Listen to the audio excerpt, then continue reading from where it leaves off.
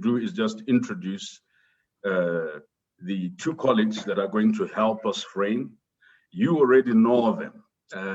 I should have said a happy Independence Day. It's a day late, but I realize that will be a subject of discussion in this meeting. In our framing or opening meeting, and just to explain our program, we've broken this into 3 segments: the promise, the betrayal, and the future. And in our opening segment, we're going to ask Brother Depros Mchena. He's the Regional Director at Amnesty International, Regional Office for East and Southern Africa, and has been that since 2014. And he leads a robust team of campaigners and researchers and experts. Before, he was Deputy Director at the Open Society Initiative for Southern Africa, and had also been the head of the Economic Justice Program in the same. Many of you know Depros from his days in students' activism and as the head of the Pan-African Students Movement, as well as the sterling work that him, Tawanda Mtasa Perpetua Bwanya, and the late Barnabas Mangodza and others did in incubating the National Constitutional Assembly. Depros is going to be joined by Brother Tendai Mrisa, Dr. Tendai Mrisa, who's a development practitioner, researcher with more than 15 years experience. He has published extensively on questions of agrarian policy and reforms, especially in Zimbabwe and Africa, and also on issues of citizens' participation and governance, as well as generally, I think his new passion is what people do to liberate themselves, what people do to govern their spaces. I'm going to ask the two to speak. I'm going to give them about 7 to 10 minutes to frame their conversations, and then we're going to come back and have a moment of questions. I acknowledge all your excellencies, honorable members of parliament, distinguished civil society participants, troublemakers, as well as patriots. I also acknowledge representatives and leaders of political parties and members of the diplomatic corps. I acknowledge members of the clergy who are also on the platform. Let me ask Depros, what was the promise of independence, my brother? You have 10 minutes.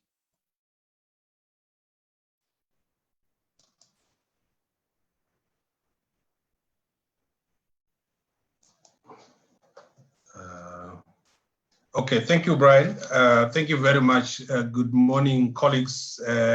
Happy National Day, happy Independence Day for those who choose to be happy on this particular day. I was waiting for Tendai to start first, but you have done exactly what you do best, Brian, which is to always bomb on me. So let me just say that, look, Zimbabwe turned 41 years, and at 41, if Zimbabwe was a natural person, it could have been referred to as having come of age. At the age of 41, most of us, are expected to take responsibility for our lives. A lot of people in the community look to us to be a solutions provider. A lot of us look to us to be those who can carry the dream of the family forward. And a lot of us will be looking at us as those who provide an environment for well-being in the family. Certainly for Zimbabwe at the age of 41, if it were a natural person, it would be very difficult to assess it on the basis of the things that I've just said. You asked me to talk about the promise of independence. We know that the establishment of the Rhodesian state was on the basis of force, on the basis of violence, on the basis of fiction, and on the basis of fraud. That's how the colonial state was established. And it sustained itself on violence. It sustained itself on weaponizing the law as an instrument of repression, as an instrument of punishment, and as an instrument of reward to particular groups that it sought to protect. Colonial Rhodesia was run on the basis of two nations.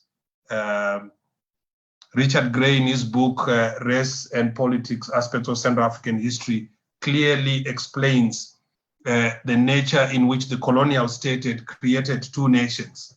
And one of the biggest expression of those two nations was the manner in which land was parceled out in 1930 as a result of the Land Apportionment Act, which essentially created reserves for you and me to subsist on barren land while fertile ground was offered to those who were of a white color.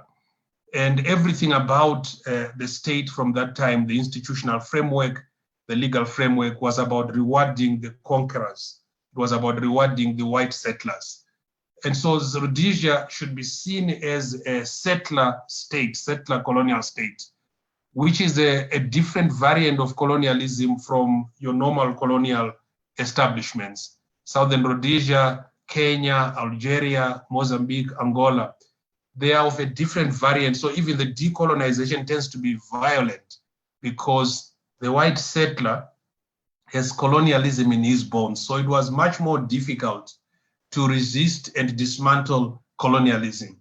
It had to take, armed struggles. People had to fight with arms to dismantle the colonial state. And it's a long story, but the short version of it is that by 1980, through a combination of negotiations, armed struggle, and resistance by ordinary people, a new state was born. So there were probably about 5 promises that I would walk through, which the 1980 state had to promise.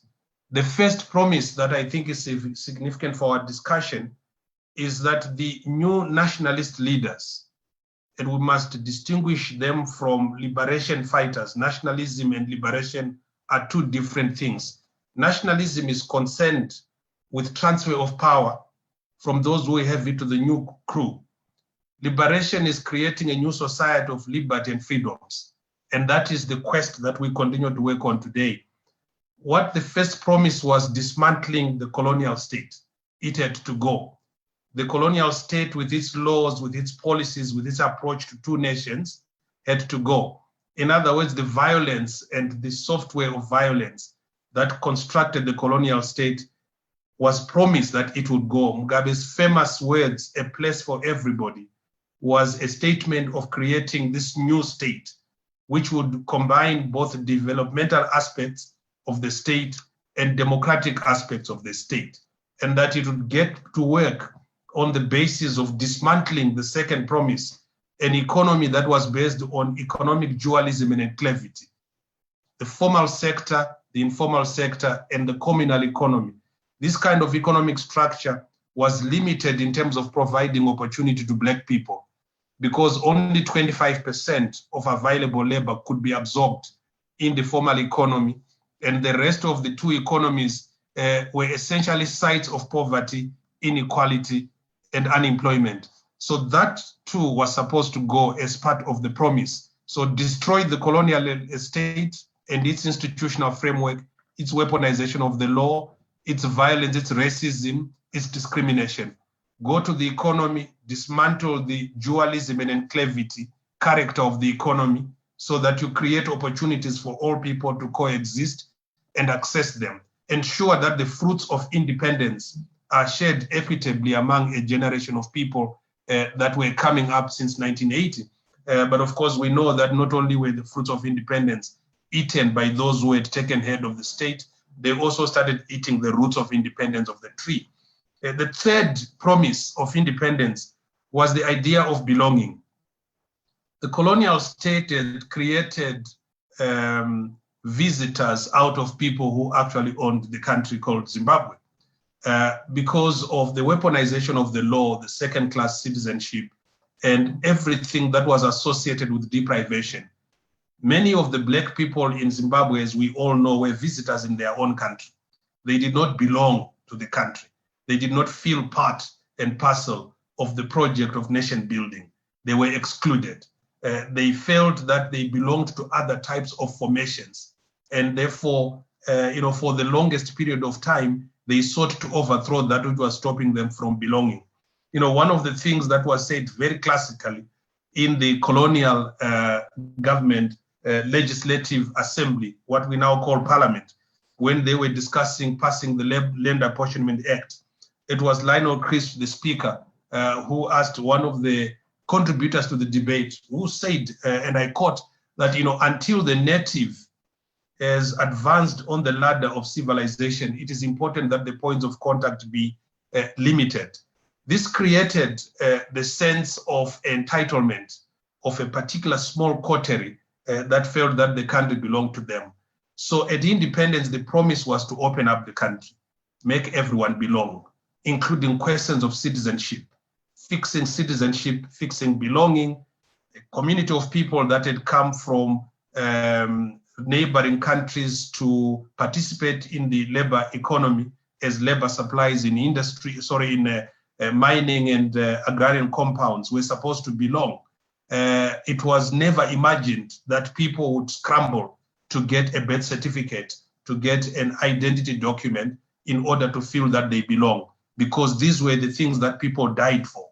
These were the things that people went to war for. So belonging, being part of the nation, was a promise of independence that was part and parcel of what the project was supposed to be.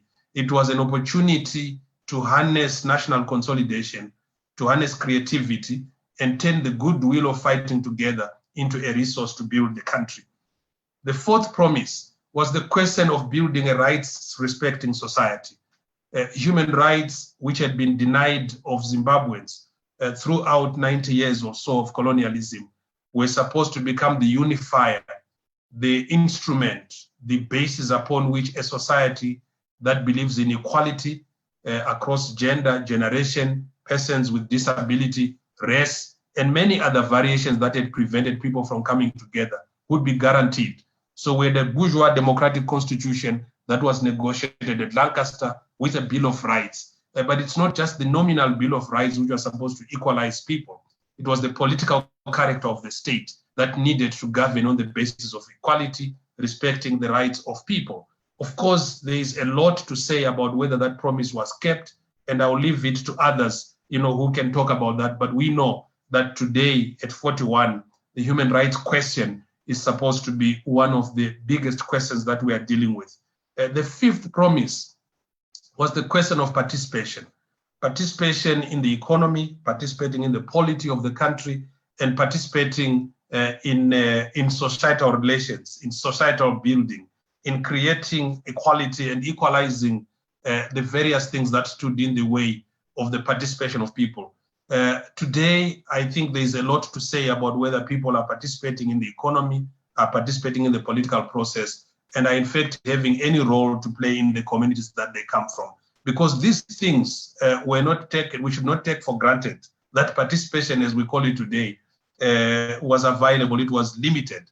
So these are 5 promises that I think the Independence Project was about.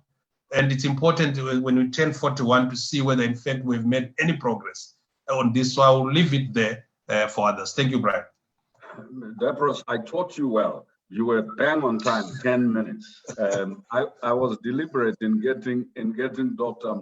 Mrisa to speak after you. He is our host today.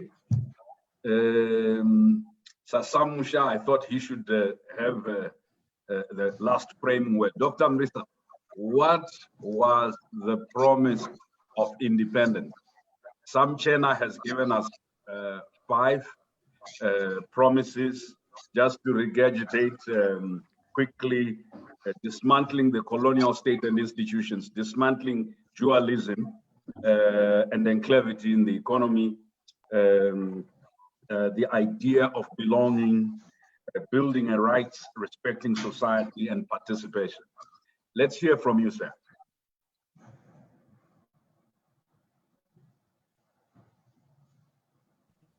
Okay, thank you, Brian.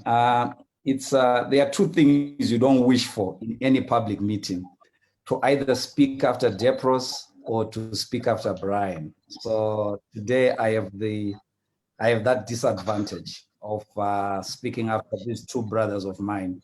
I'll try my level best to to build upon what what Depros has already said, I think of the promises, therefore there was one that they kept on talking about, and even academics were asking, what is this? It is the promise of taking over the commanding heights of the economy.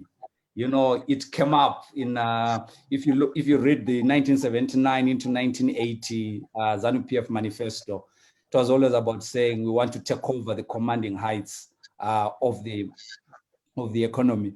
But without a sort of the challenge, the reason why I'm mentioning this is it was the challenge of saying, how do you convert this promise into practical action? What exactly are these commanding heights of the economy? And what do they look like? And how do we make sure we take over? So I think that was just one of the promises that Depros listed. I thought that is very important. But I think in the promises are made in a context. So I want to dwell more on the context where promises were being made. And it's just 5 points, I hope, then I'll be done.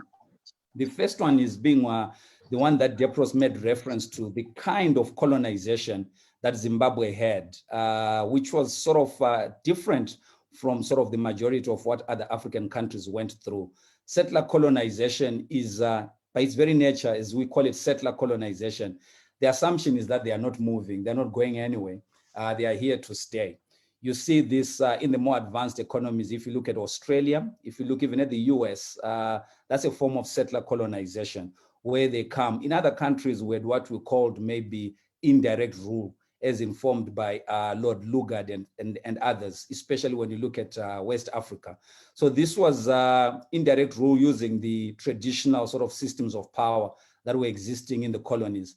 But in Zimbabwe, they came and they instituted a brand new state, a brand new order, and new sites of power and new ways of doing things. So, and in the process, even leading to independence as one of the ways of ensuring that, number one, to delay independence, or number two, to entrench their rule, they created a buffer, which is what Malcolm X will call maybe the house Negro, but not necessarily that one, but the more successful blacks were sort of accommodated in both manufacturing and also in the agrarian sector. So when we talk about Kumatenga, Minda, those places like Nsengezi and everywhere, they were places where they were beginning to create or to help consolidate a black elite that was in support, or perceived as if in support of the colonial project. So that is one of the things about the nature of settler colonization, giving, if we go further, giving us,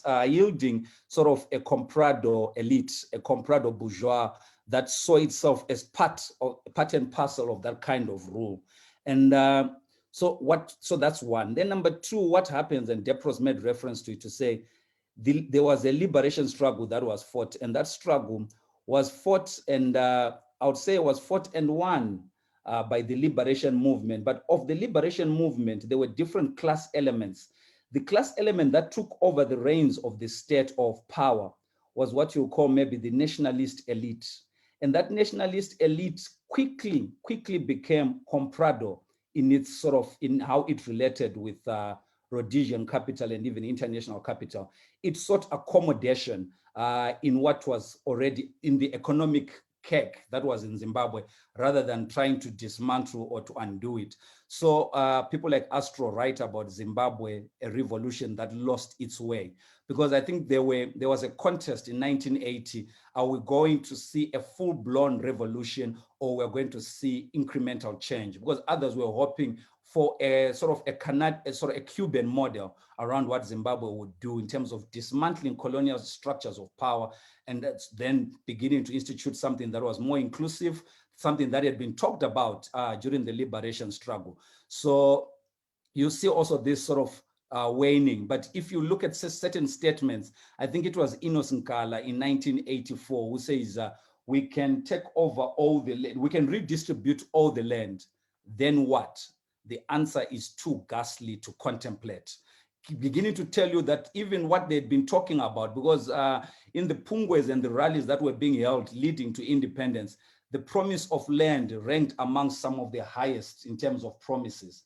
So that was sort of the challenge around the route that they were going to take, given the diluted nature of that liberation movement that had taken over the reins of power, being run now by a nationalist elite.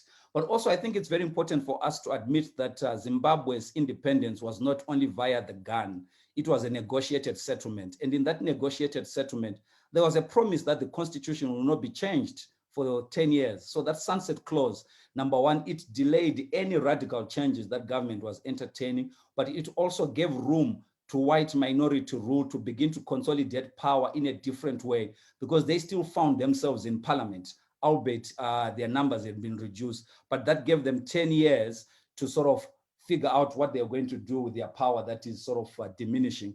And in the land and agrarian sector, this was also the moment whereby globally, land reform was moving away from a state-led model that had dominated the 60s and the 70s. But by 1979, we saw a new model come, which they called the willing buyer and willing seller model.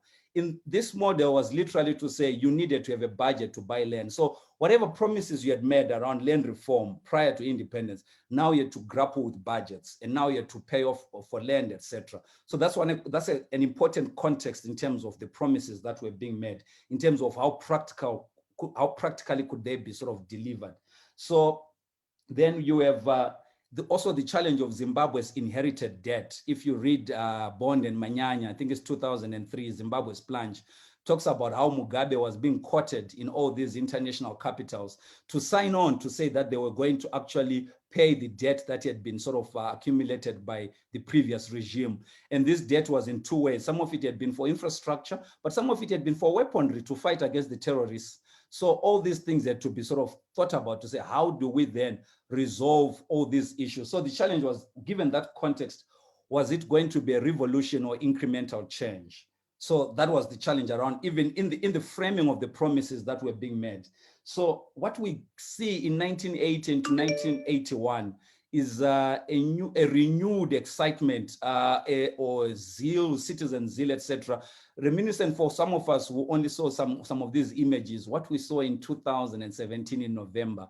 So we had wildcat strikes on the factories, because blacks had been promised to say that when we get independence, you're taking over the factories. So they were literally doing it on their own.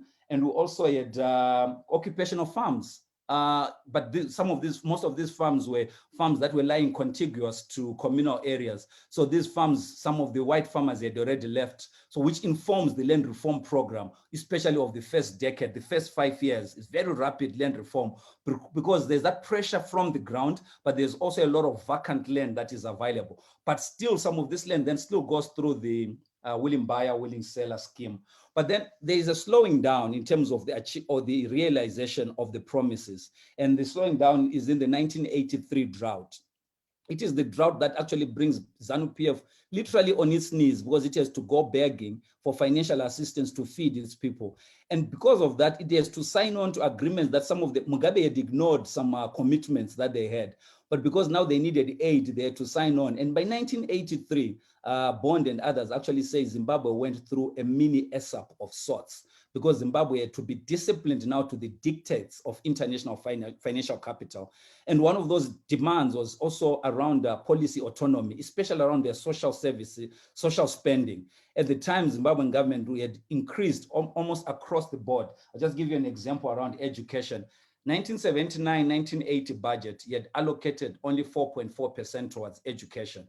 But by the 1981 budget, the government of Zimbabwe was now allocating close to 22.6% of its budget towards education. And we see this increased expenditure in the social services. But the challenge is now around what we call policy autonomy, the capacity to deliver on these promises. But also, and like Depros was saying on his, in terms of his concluding remarks, the challenge now is the contradictions within the nationalist elite. Like I said, the desire to be accommodated by Rhodesian capital leads to a more extroverted sort of comprador behaviors, where we begin to see them cutting deals. By 1990, a study shows that a third of Mugabe's cabinet were already members of the Commercial Farmers Union, telling you the capitulation that had happened. So you could not begin to reimagine large-scale large-scale agriculture in the absence of that. And even the CFU president in 1990 or 1991 is quoted saying, and he's referring to Mugabe's government, he says,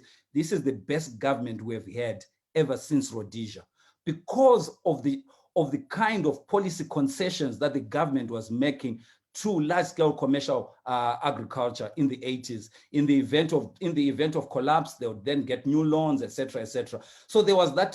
So that's where we begin to see the rhetoric. What we are saying, that you have the rhetoric and actual what is happening on the ground. And I think Patrick Bond again captures this very, very well. But he's not talking about Zimbabwe. He's talking about the ANC government talking left, but walking right, something like that. To say, in terms of the rhetoric, it continues being about resolving colonially inherited inequalities. But in terms of policy actions, we saw the government already beginning to make concessions towards white capital. But also politically, what was happening then is also what my brother Sipo is going to be talking about when we sort of move into the next panel, when he talks about what happened in Matabeleland and the Midlands. But you begin to see sort of the change in terms of the politics, this inclusion that we had been promised, some of those promises, we begin to see that they are being undone. I see Brian has sort of brought back his video. It means I should be concluding by now. So I think it's important for us, as a way of concluding, to understand that these promises are being made in a certain context, and that context is both national and international. And the international context especially imposes limitations on the policy autonomy of a third world government like Zimbabwe that still has to depend on FDI and also on aid. Thank you so much, Brian, for the time. Dr. Marisa Depros Mtena, you know, the most outstanding thing is that the last point that Dr. Marisa makes, the national, regional, and international context of Zimbabwe's transition to independence is often not sufficiently analyzed. In the apartheid regime in South Africa was attacking frontline states, bombing them. Internationally, you had a hostility of the Cold War, where certain countries that pursued policies deemed as aligned either to the Soviet Union or China were punished. We had a spate of coup d'etats, military rule, installation of puppet governments. But also during that period, as Dr. Marisa has indicated, there was a gravitation towards two extremities: autocracy, divisionism on the one hand, and accommodationism, of trying to be accommodated in the economy. Colleagues, the floor is open for questions. I'll ask the Secretariat, I'll ask you to post, I should have said, your questions in the chat. We have about 15 or so minutes to ask these two eminent scholars and academics and practitioners questions. Because I'm waiting for the rest of you to put your points in here, I'm going to ask my brother Nigel Chanakira to ask a question, even if he hasn't indicated he wants to. This is the beauty of democracy. You can almost impose on your Mkoma. The second one I'm going to impose on is Namatai. So I'm going to start with those so that I can get questions from the rest of you.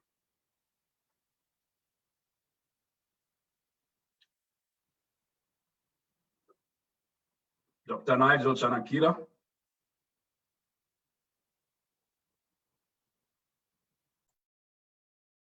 I think he's muted. Colleagues, just be quick to realize to unmute some people that the moderator is calling upon. Severe Institute team, please.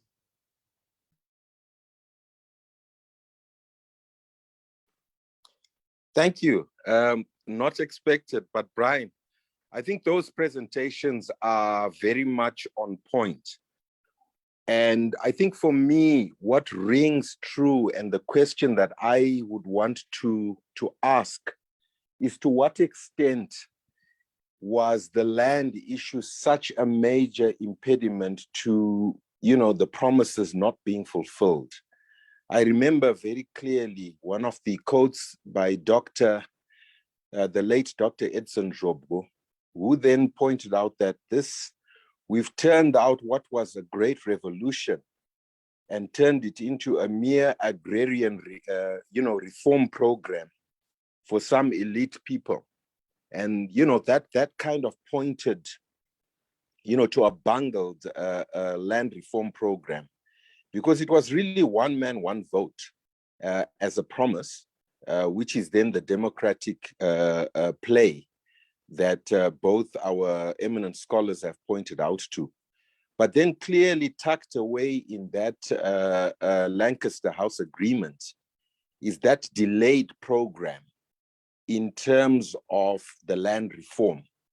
And with it, of course, comes the influence of capitalism. Now, I would say that there may well be a point to say that that 10-year delay, or whatever it ended up being, may well have really been the foundation of some of the problems that we have. So perhaps let me just tease out that particular aspect, that if this thing had been done differently, either upfront or implemented in a more, shall we say, sane way, would we have a better result? And that's the question. Thank you. Thank you, Dr. Chanakira. Namatai?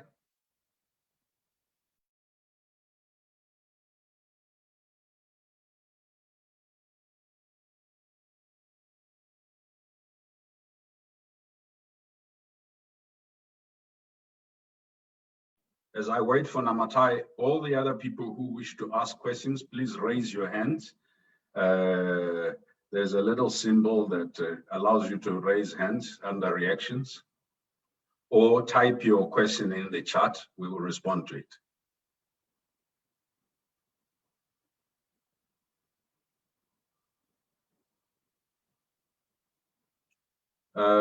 Any progress on unmuting Namatai?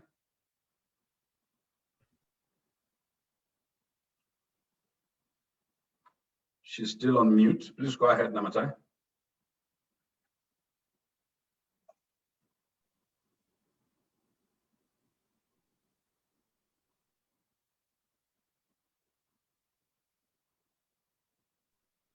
Please go ahead.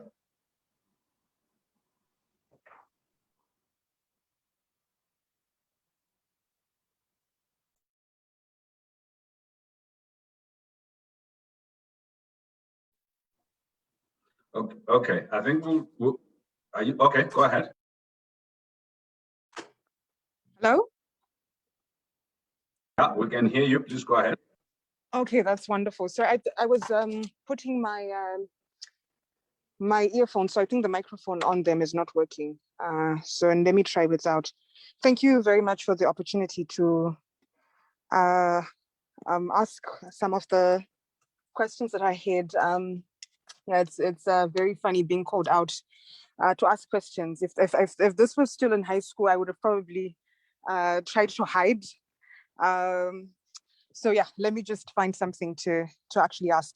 So I think my question, I'm directing it to Dr. Marisa, in particular reference to the presentation that he made, particularly with regards to the seats that were reserved for the white people after the independence, as well as in particular reference to the Lancaster House Conference, and particularly the constitution that emanated from that particular process. And my question in particular reference to that process is how in that are we seeing maybe some sort of characteristics with regards to totalitarian behavior emanating from that particular process? That's the first question. And the second question is, in the evolving narrative of constitutionalism in Zimbabwe, was that particular constitution, the Lancaster House Constitution, setting us up for failure as time progressed? What can be some of the implications of that particular constitution and the particular arrangements and agreements that were made in that particular constitution? Like, what is the relationship between that and the socio-economic crisis that was to then follow? And in as much as, yes, the people who went to negotiate such agreements were under duress, I've heard a lot of people say that. I also have the question to say, what aspects were also their own personal responsibility, notwithstanding that maybe the agreements were not necessarily fair. What was their responsibility in all of this? And then my last question would be, couldn't they have said no? These are also some of my questions, because you hear that when they were there at the Lancaster House and they're being told no, a certain number of seats are going to be reserved for white people, etc.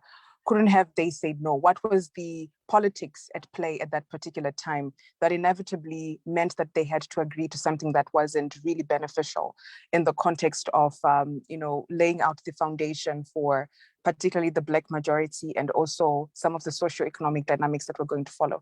I think those were some of the reflections that I had when you were speaking. Over to you. Thank you, Namatai. I'll just refer to questions by Bob Mchabaiwa, Machoba Nanube, and Tendai Mpaya. The first question to any one of you two gentlemen: for a third world country, how do we achieve political independence from the hegemonic states in our region and internationally? Then question two, Depros.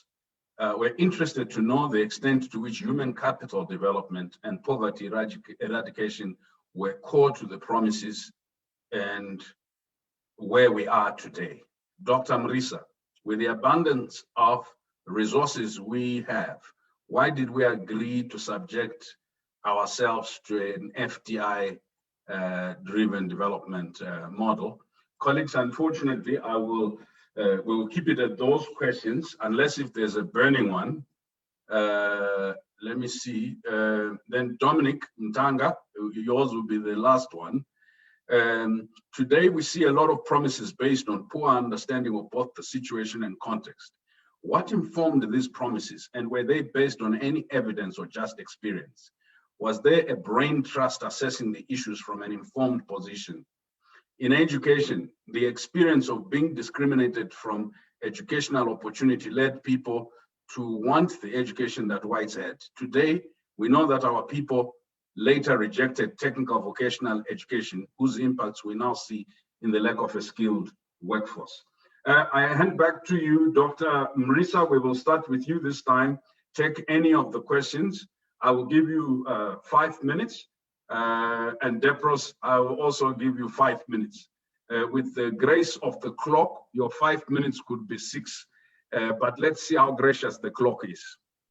Yeah, and allow me to start off with a joke. Behind me are 2 papers. As I finished presenting, I got a message from my wife saying, please remove those papers. I can't remove those. Those are essays by my 7-year-old daughter about the Zimbabwe she wants, the friends and what she's hoping for in Zimbabwe.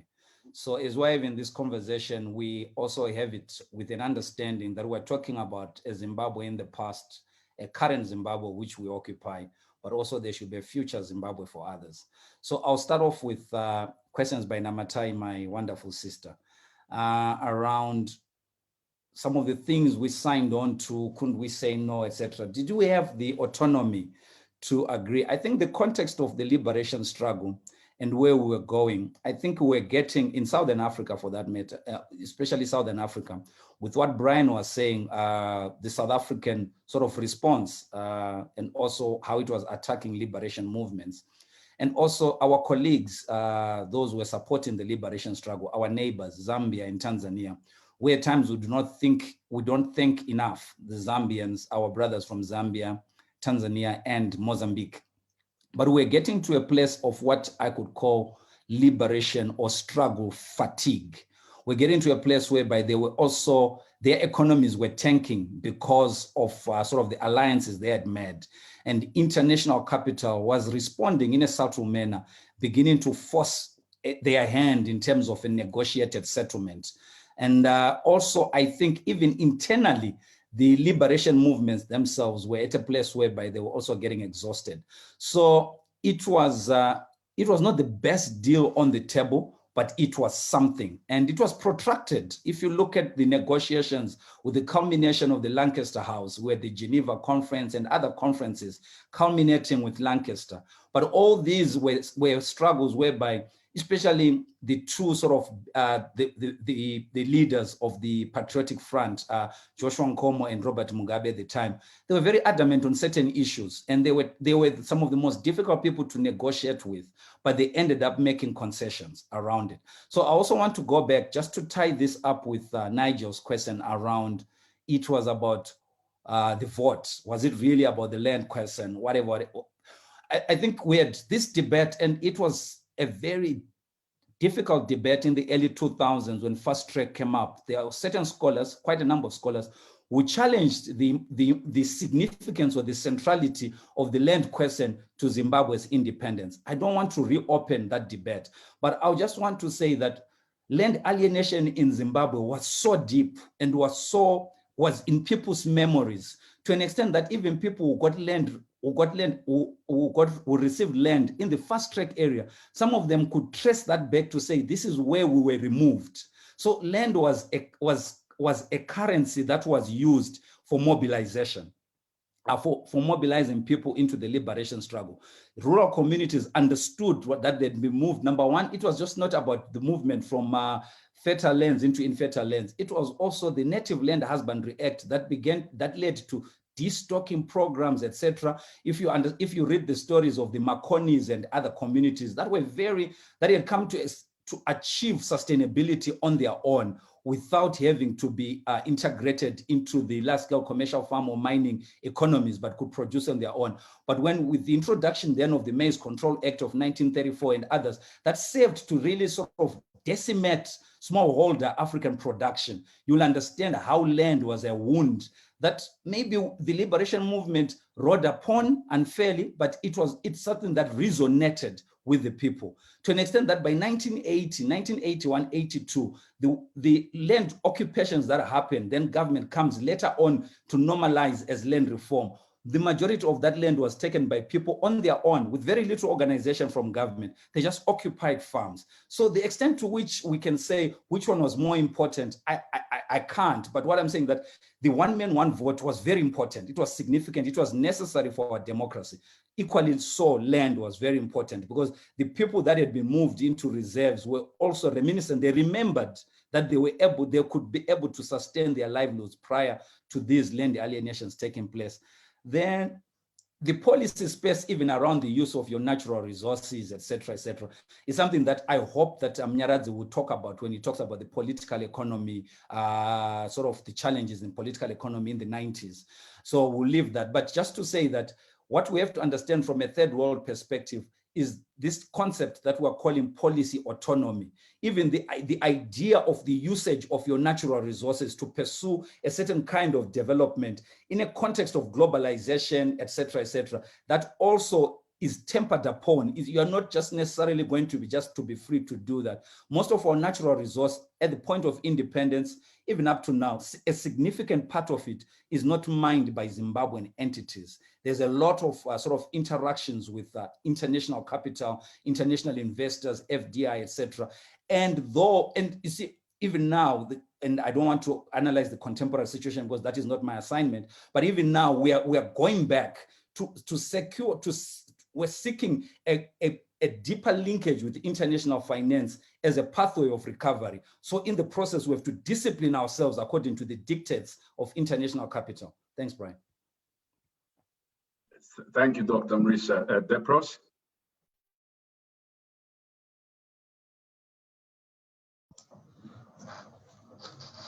Thank you very much, Brian. First, I completely associate myself with everything that Dr. Mrisa has said, so I adopt his views as if they were my own on a range of issues.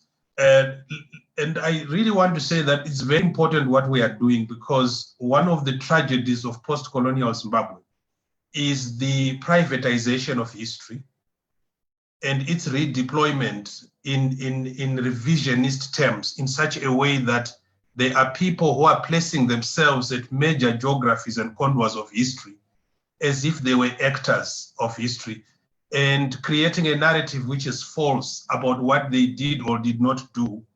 And in the absence of scholarship, this privatized history becomes weaponized today when them versus us, the politics of demonization, is used on a range of actors who are Zimbabweans who are not supposed to claim certain things. So it's important that we are having this conversation, and I don't think that we have enough time to do justice to the historical questions that are very important. But central to the struggle, among many other things, it was a social justice struggle. It was an economic justice struggle. It was a political justice struggle. But the symbolism of land can never be overstated. It was one of the most important symbols of both colonial conquest and resistance to colonialism. Keep in mind, how many acres do we have? I mean, we have about 96 million acres, right, in Zimbabwe.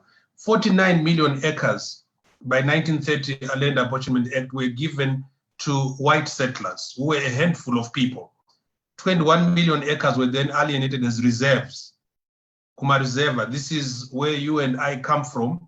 And then you had 18 million acres, which are essentially retained as a particular unassigned land. And then you had about 7 or so million acres, which were set aside as what they called native purchase areas. So by setting up the Land Apportionment Act, the future of Black people in Zimbabwe was open and shut. It meant that you were not going to be able to survive on the natural resources unless you sell your labor. And selling your labor meant that you would then be subjected to another set of policies, the Industrial Consultation Act, which created a job caliber in Southern Rhodesia so that our fathers and grandfathers could not be able to drive a train or to become what we call a sister in a clinic. You'd be a state-certified nurse and not a state-registered nurse. On housing, then they had to again segregate housing, and you could not work on pavements in First Street, right? The Plumen report, the Percy Iboson report invest into examining the social conditions of housing for Black people. So you start with land, but once you remove people from the land, you then create an entire panoply of legislation to then limit what they do in terms of accessing opportunity. Because Rhodesians were poor whites who were coming from all over the country after the Second World War. They needed to be protected. So those racist policies created this Rhodesian state. That's why the settler colonial formation is more difficult to dismantle than other types of settlers. So Marisa is very correct in walking us through the political economy of land and how it contributes to deprivation on a range of issues. So the question about was poverty reduction and human capital development part of the promise, and why would that be so? Yes, indeed, it was part of the promise because the colonial state had essentially impoverished people. It had deprived people of opportunity, of education, of health. So the post-colonial state, if at all it is a post-colonial state, I suspect it's a neo-colonial state. But the post-colonial state's promise was to ensure that social policies would be adopted by a developmental state to ensure employment creation, access to opportunity happens so that you reduce poverty. But because of the limits of majoritarian transformation imposed on Section 16 of the Constitution in 1979, which essentially said land was property, it meant land ceased to be a progressive tool with which you could use to dismantle the entire character of the authoritarian colonial economy. But let's not also forget and excuse the post-colonial state as an innocent victim of imperialism. By 1980-81, corruption had already moved in, impacting on the very idea of equitable land redistribution. In 1980, you had about 162,000 families in need of resettlement. We were unable to move them in 10 years because there was a lot of many other external factors and internal factors that combined to destroy that vision. By 1996, 62% of our population were now living in poverty. You know, the progress that had been made in 10 years had been withdrawn by structural adjustment program. So yes, poverty reduction was central.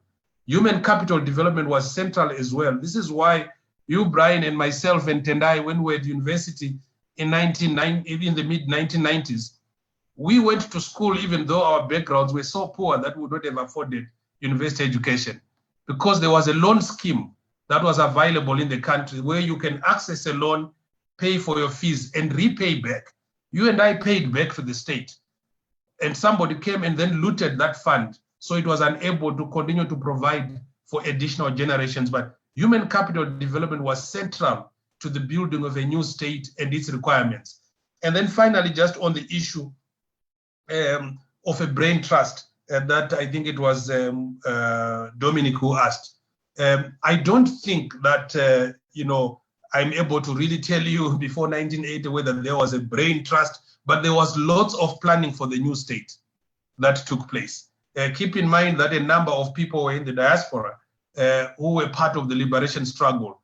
Some were studying, some went to education. That's why, in the 80s and so on, you had quite a significant chunk of people who were able to understand how to run things. The question is, did we create the space for an embedded autonomous bureaucracy to emerge and run affairs? Or did we have a bureaucracy that became so politicized, it forgot that its technical competence as an identity would be the basis upon which it contributes to the new state? Today, you have a bureaucracy, the civil service is more politicized than the politicians that they serve.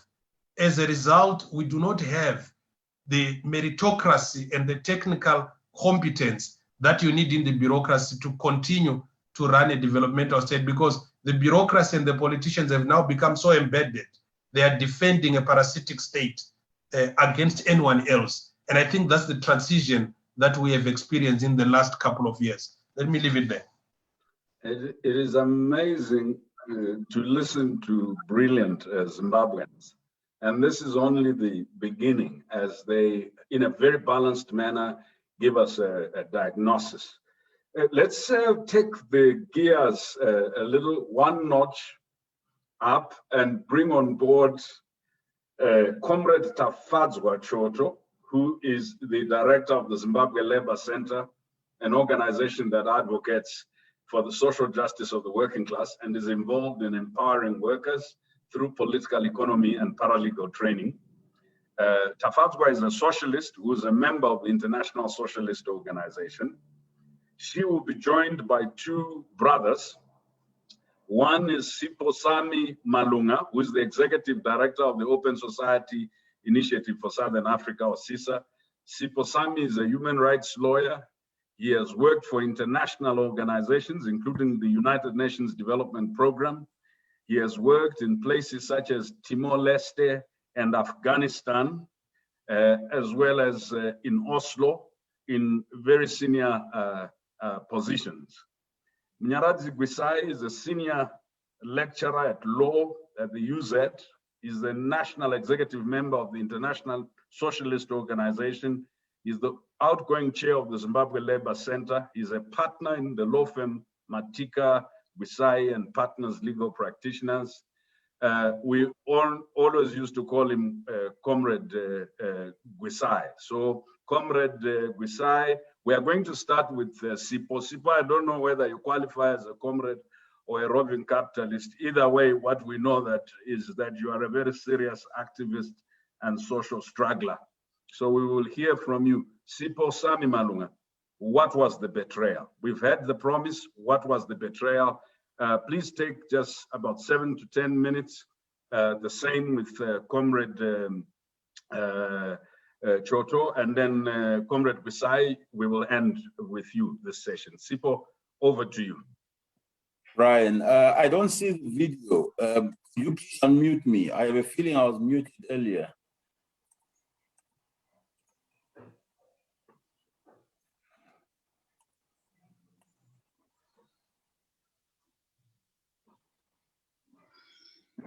Hello? Okay.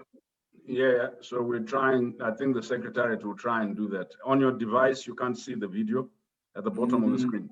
Can you see me? Then if you can see me, it doesn't really matter, right? I don't need to see myself.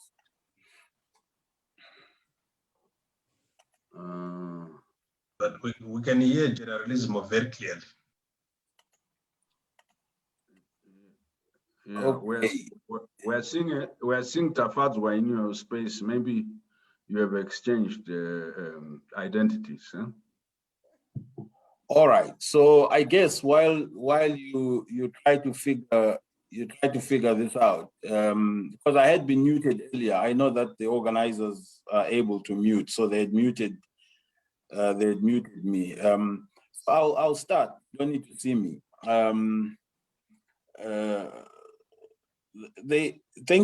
you so much, Depros and I, for articulating the promise. The betrayal is embedded in the promise, right? So you can only betray based on what you have committed to.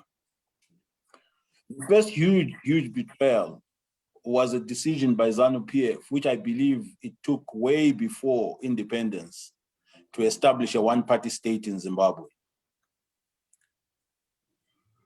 ZANU-PF never intended to usher in a democracy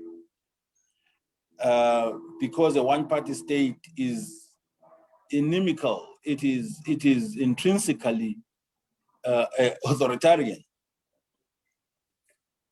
It seeks to force the political choices and views of an entire nation around a single command organization and entity. And it was very clear from 1980 that this was the intention of Robert Mugabe and ZANU-PF.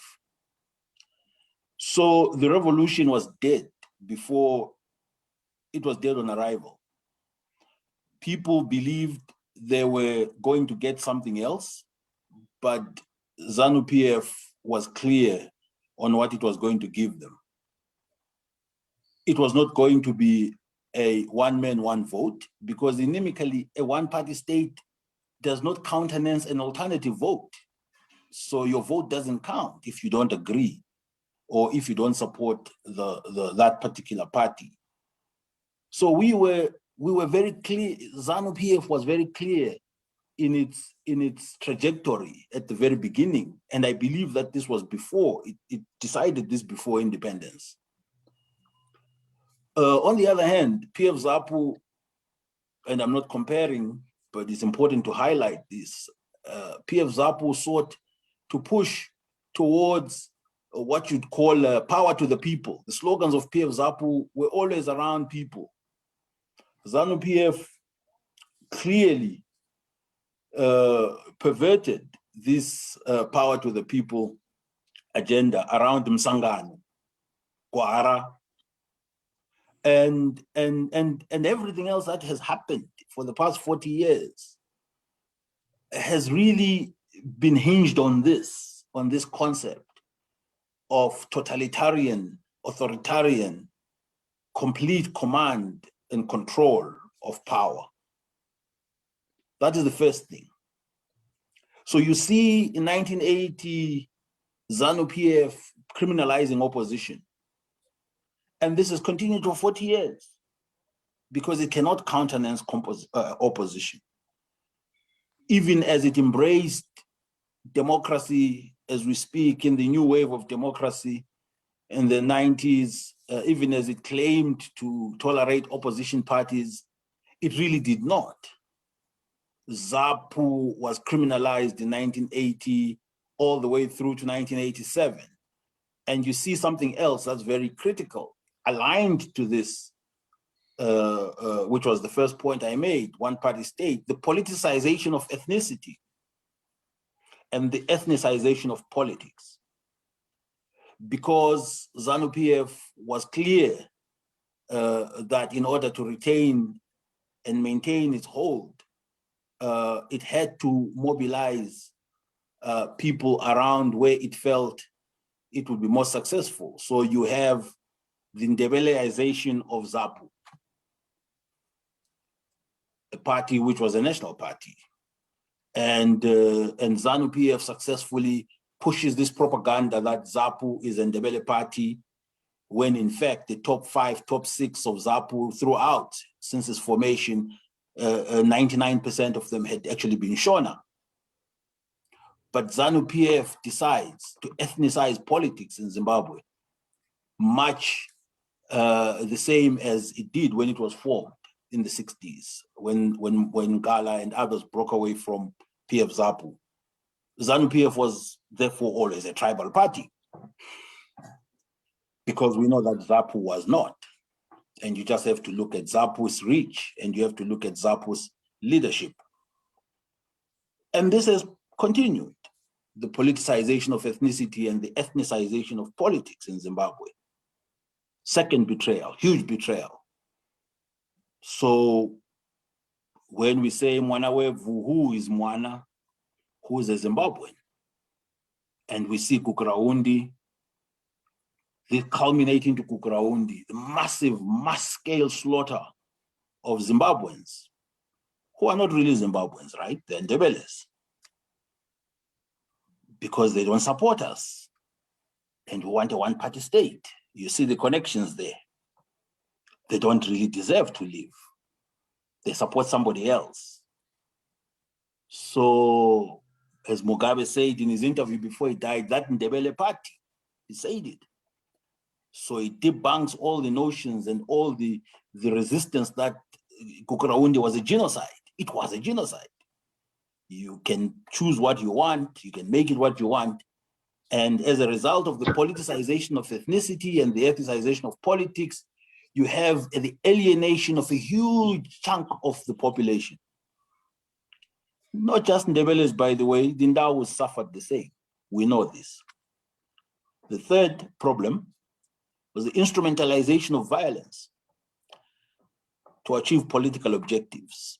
And again, this is something that had been crafted and decided way before independence. It had been utilized and used against internal dissenters, against perceived enemies within the struggle. Some people were dug into holes and pits and thrown there for days or months. They still talk about it. Ask Gumbo. It's a source of bitterness. Mkagao, the massacre of people, the Zipa, within the struggle. And the primacy that was placed on violence to achieve political objectives, that you don't have to persuade anybody. You don't have to win anybody's heart. You don't have to win their minds. You don't have to use intellect. You don't have to show results. You don't have to do any of those things. You just have to beat them into submission. You will use your power. You will beat them, you will kill them, you will torture them into submission. If they don't agree with you, you will remove them. And violence became, this was the third betrayal I'm talking about, violence became the core of political engagement. It became the basis on which power is obtained, maintained, and retained. The fourth, which was a necessity to sustain the first, the second, and the third betrayals, was the securitization and the militarization of the state. Because if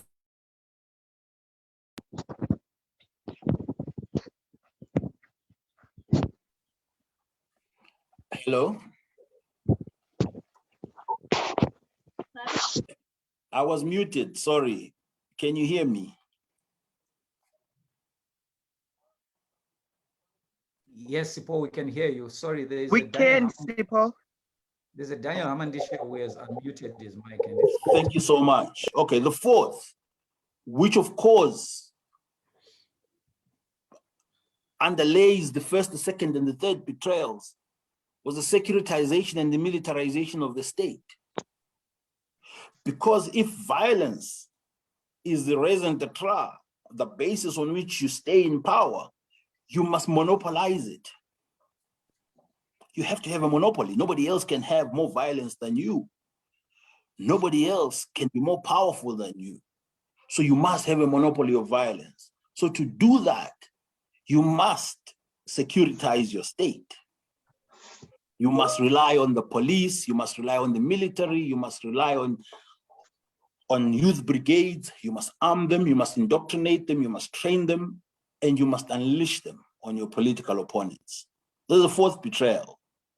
And unsurprisingly, it persists and it continues. The fifth, related to what my brother Depros and I talked about, is the economy. So from 1980 straight on, Tendai captured this very well. The so-called liberation heroes or cadres transformed themselves very quickly into a predatory elite whose preoccupation from 1980 up to today was the primitive accumulation of wealth, or should I add, primitive and corrupt accumulation of wealth. I wrote an article in November, I think it was 2019, can't be 2020, about sanctions and corruption. And I detailed each and every corruption scandal since 1980. I mean, who has forgotten about Paweni, Zimbabwe, Chloral, National Housing? I mean, who has forgotten about FOCA, the FOCA plane scandals? Who has forgotten about the VIP housing scandals? Who has forgotten? I mean, we've had 5 or maybe between 5 and 10 maize scandals since independence. Who has forgotten about all these scandals? And they happened under the command and control of the ZANU-PF one-party state, and ZANU-PF officials were right in the middle of them. We have even heard that the ZANU-PF finances were run down to nothing by functionaries that were assigned to look after them. ZANU-PF has nothing to its name now. It had Jongwe printing press, it had companies, viable companies at the beginning. It even squandered the companies it took from ZAPU by force in the 80s. And of course, a desire, one of the major betrayals, which is implicit in this predatory elite and primitive accumulation model, the creation of a prebendal state, a prebendal state in which elected officials feel they have a right to share the government revenue and use it to their own benefit and to the benefit of their supporters, their families, their ethnic, their clansmen, and their friends. 1980 to today. Zimbabwe is still a prebendal state. Thank you very much. I hope I'm within time, Brian. I'll stop there. I have a lot more to say, of course. You overshot a little, but we couldn't see your face. So I'll ask you to again look, either you try and rejoin, because we need to see your face so that people don't say that we manufactured a voice. No, that it wasn't really you. Yeah. Okay, let me log out and log back in for while you switch to another speaker. Yeah, okay. Comrade Tafadzwa, what was the betrayal?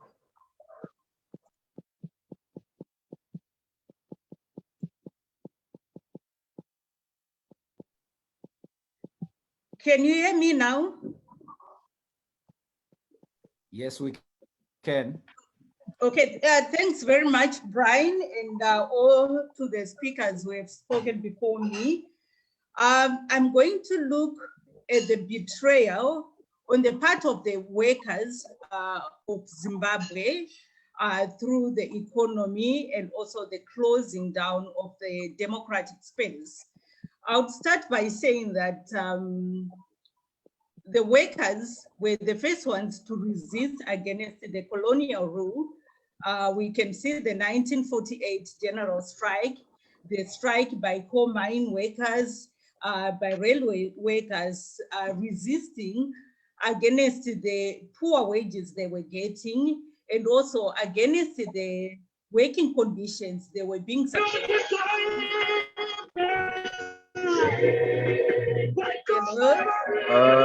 Please, can you mute yourself?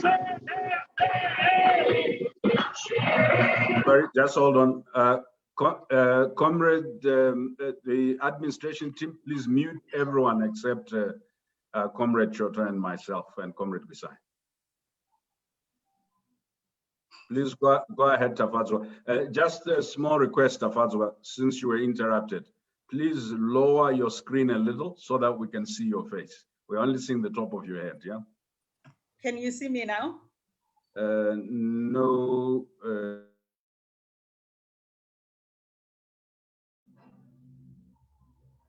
How about now? I can't hear you. Can you lower your screen further, Tafazo? Just lower your screen. Are you using a laptop or an iPad? I'm using a laptop. So can you bring the screen towards you? Pull the screen towards you. Oh, I've done that. It's Keep now on very close to me.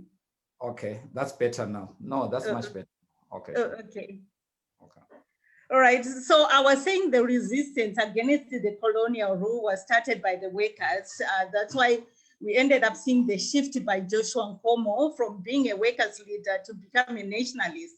And throughout the liberation struggle, workers played a very critical role. In 1972, they were part of organizing against the PS Commission. And in 1980, during the colonial struggle, workers were promised that upon getting independence, they will occupy the factories, they'll get better wages, all the colonial repressive laws will be removed.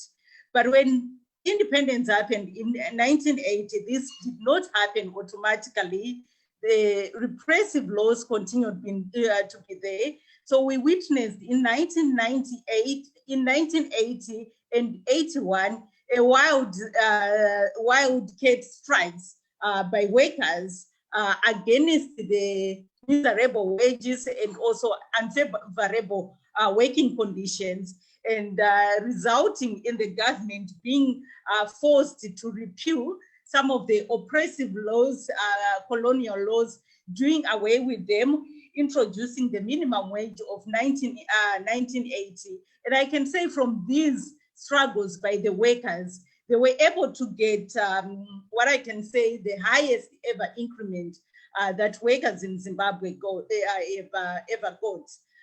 But this was all reversed in 1991 when Mugabe's government adopted ESAP.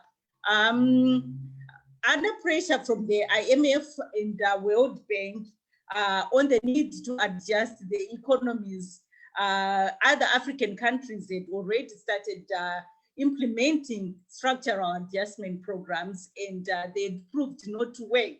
But ZANU-PF went ahead with the recommendation by Chidzero to open the economy in 1991, to open the economy to the outside world, to allow privatization to take place, the free market. And that was the greatest betrayal to the workers, as the effects were disastrous. I remember that I just finished my O-levels, and I would see the adverts in 1992 on the national television, the ZBC, the adverts telling workers to embrace ESAP, saying that tighten your belts for now, and afterwards you have a very good living, things will get better. You just need to tighten your belts for a very short time. And for sure, workers did tighten their belts. But by 95, 96, they couldn't tighten their belts anymore. And in 96, we saw the government workers going on strike for the first time since independence. And the government workers strike, this was by junior doctors who were seen as middle class, who were already suffering from the squeezing of the economy. Your nurses were also partly part of the middle class or your upper working class, were now being squeezed. And they were able to get increment after their strike of 96, but these benefits were short-lived because the economy was already squeezing. Prices of basic commodities were going up. Welfare policies on education, health, and so forth had been removed. And we saw in 1997, workers from the private sector going on strike with Saunders estimating that about 1 million workers went on strike in 1997, all in resistance to the harsh conditions that they were now facing under ESAP. And it was just not the workers in 1997. We can see that it was also opening to the other sectors of the working class. In 1997, we saw the war veterans demonstrating from from the poor conditions they were living under.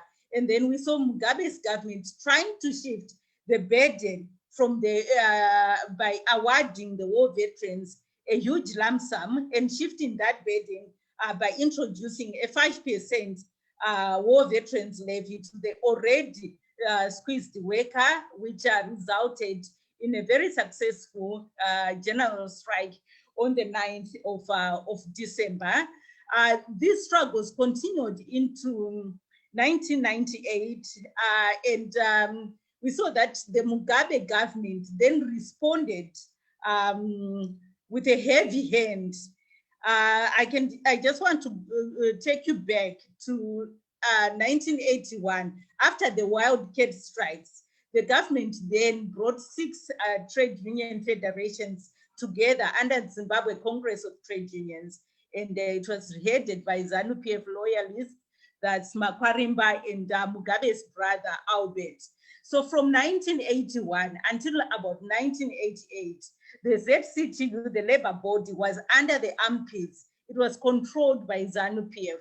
But with the coming in of Morgan in 1988, we saw the labor body demanding its own independence, with Changirai issuing a solidarity to the students who were demonstrating against the one-party state, and also the corruption by the government minister, the Willowgate scandal.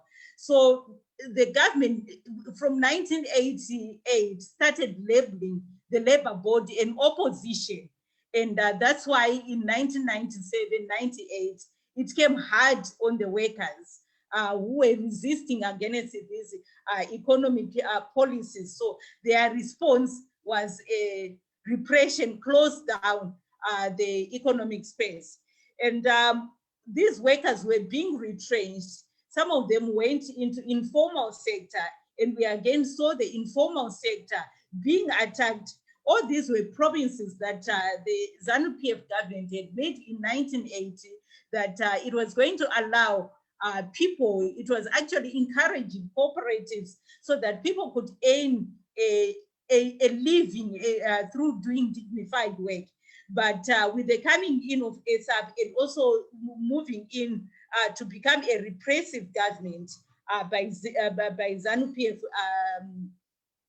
by Mugabe, they were now closing all these, and it resulted, we saw what happened in 2005, Muramba-China, and so forth. It has continued up to now. So the greatest betrayal to the workers is that the miserable wages that they were promised that would be removed are still there.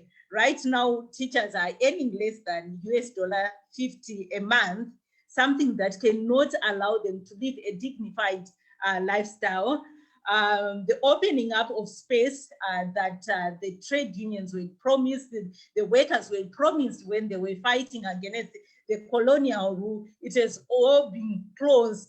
Right now, if the workers are going on strike for better working conditions, are being arrested, with last year, Peter Mtasa, Japhet Moyo, being constantly harassed by the state.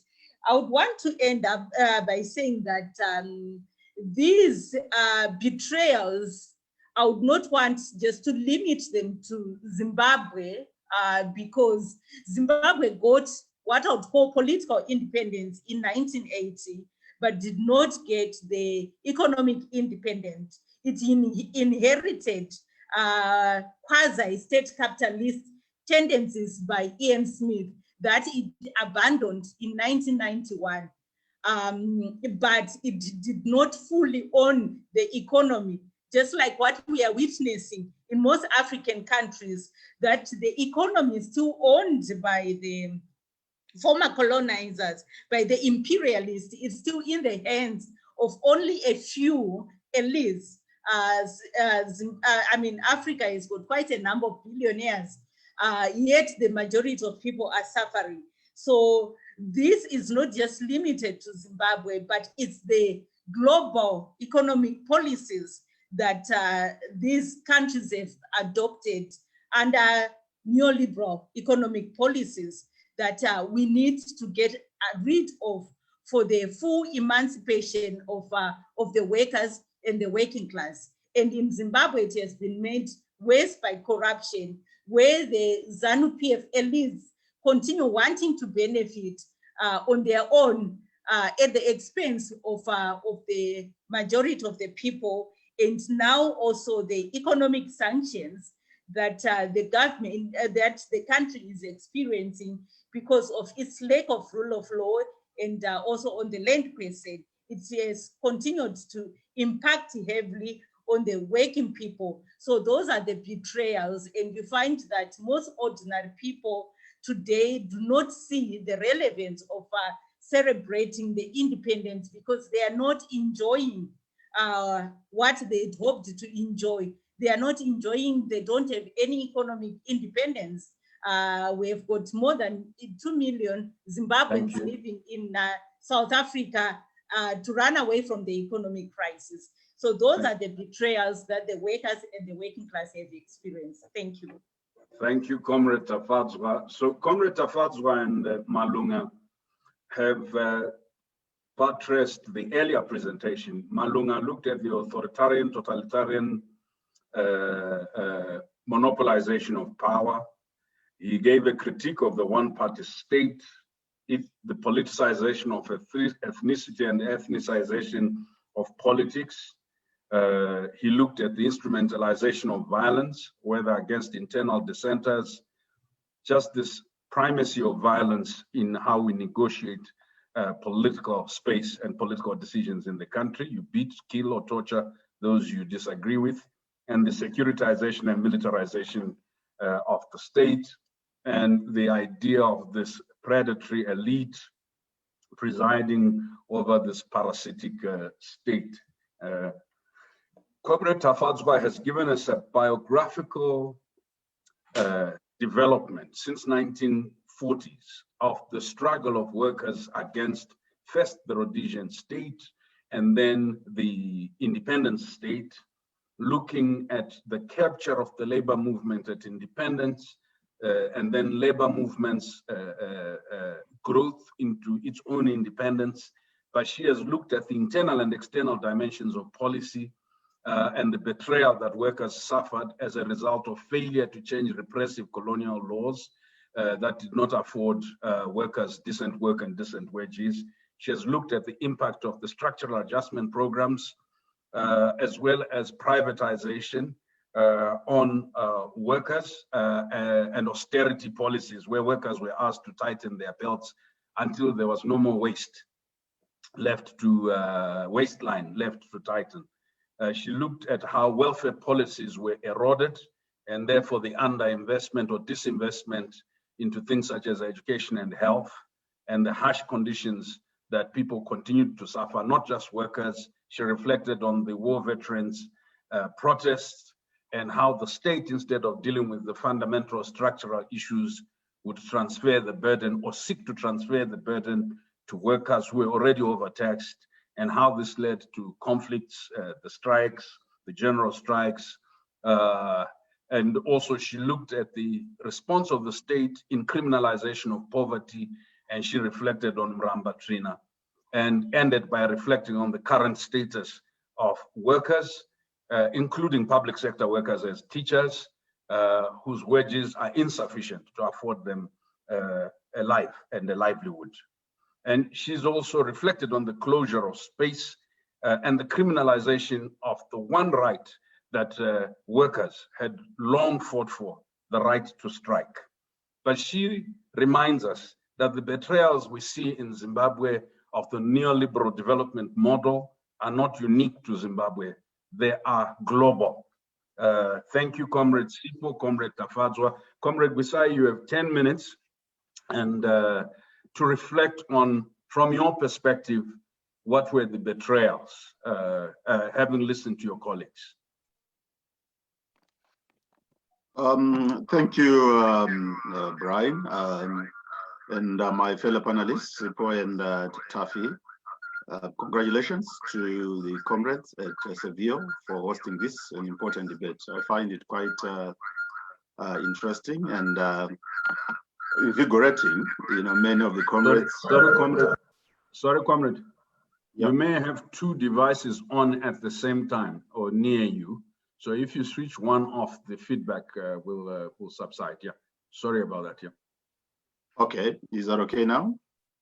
Perfect. All right. Thank you, Comrade Brian. So many comrades that I've known for decades, upwards of 3-4 decades. Some as my students at the University of Zimbabwe, others in the International Socialist Organization, family level, and others, and comrades in the trenches.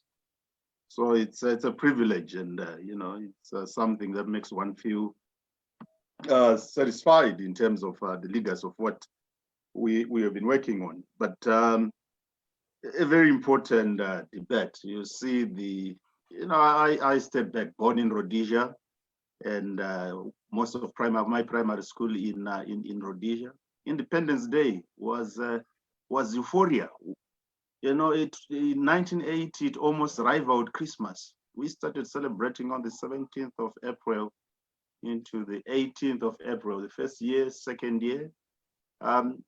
It was, you felt independence. You felt the promise of the liberation struggle coming through. And in many ways, the first 2 years or so, as Marisa has given, showed the possibility of that promise.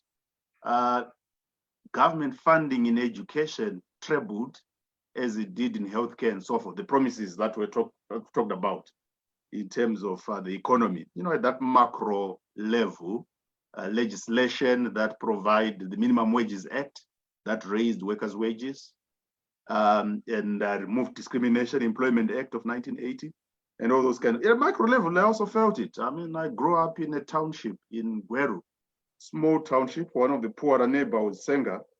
Within the first 2 years, 2-3 years of independence, we're able to get roads tarred, street lights, extensions, and things like that. I went to Senga Primary School. Fletcher High School was just a stone away. But kids from my primary school never went to Fletcher. You'll be lucky if out of your whole cohort, 2 of them made it to Fletcher, which was a boys' school. Because Fletcher was only one of 2 A-level government schools in the country up to that time, Fletcher and Goromonzi. But in 1980, opened up, which meant that 3/4 of my class were able to join Fletcher High School. And incredibly for women as well. Fletcher was also open for women and so forth. Some of us were able to go to former white schools, former Group A schools and so forth, many blacks movements. So there was this promise. But I think as the colleagues have talked about, from an economic level, how that promise eventually today has not been fulfilled. I mean, you just see around the mooted celebrations of independence across the board for most people. The only person that I saw doing a full dance was a ZBC Anga woman in full flight and so forth. But otherwise, nothing like that really across the country. So from an economic level, in terms of the promise of independence, I think it is absolutely important and clear to understand that the economy characterized by duality and enclavity that Depros talked about from a settler economy. In fighting and seeking to change and transform that economic base, although blacks would have been united across the board, there would have been fundamental class differences in terms of the transformation of that economy, in terms of dealing with that promise of an economy that would remove poverty, that would ensure poverty eradication, economic racial inequality, achieve economic justice, and so forth, outside the areas of democracy and human rights that colleagues have talked about. And of course, central to this was the land dispossession of the majority of blacks, because that is what ensured that the white settler colonial economy was best. It was that exclusion and marginalization of blacks. Herbert Chitepo, in a speech in Australia in 1973, says that to understand white supremacy and white power in Rhodesia. You can talk about legislation in terms of employment, in terms of residence, in terms of everything else. But it says to understand the white man's power and supremacy in Rhodesia, understand his control of land, and everything arising therefrom. So that was at the fundamental base of the Rhodesian economy, both in terms of creating a white settler bourgeois that would work hand in hand, but sometimes in competition with multinational, international capital, mainly in mining and finance, and to a lesser extent, manufacturing, but also the very exclusion of blacks in the rural areas reserves as reservoirs of labor, and in which the vast majority of black women were then condemned to look after and raise the next generation of black workers, as well as ensure the looking after of sick workers and those who retired. So that was the basis of that political economy, a political economy based on primitive, crude, racialized, primitive accumulation. Our ancestors called it chibaro.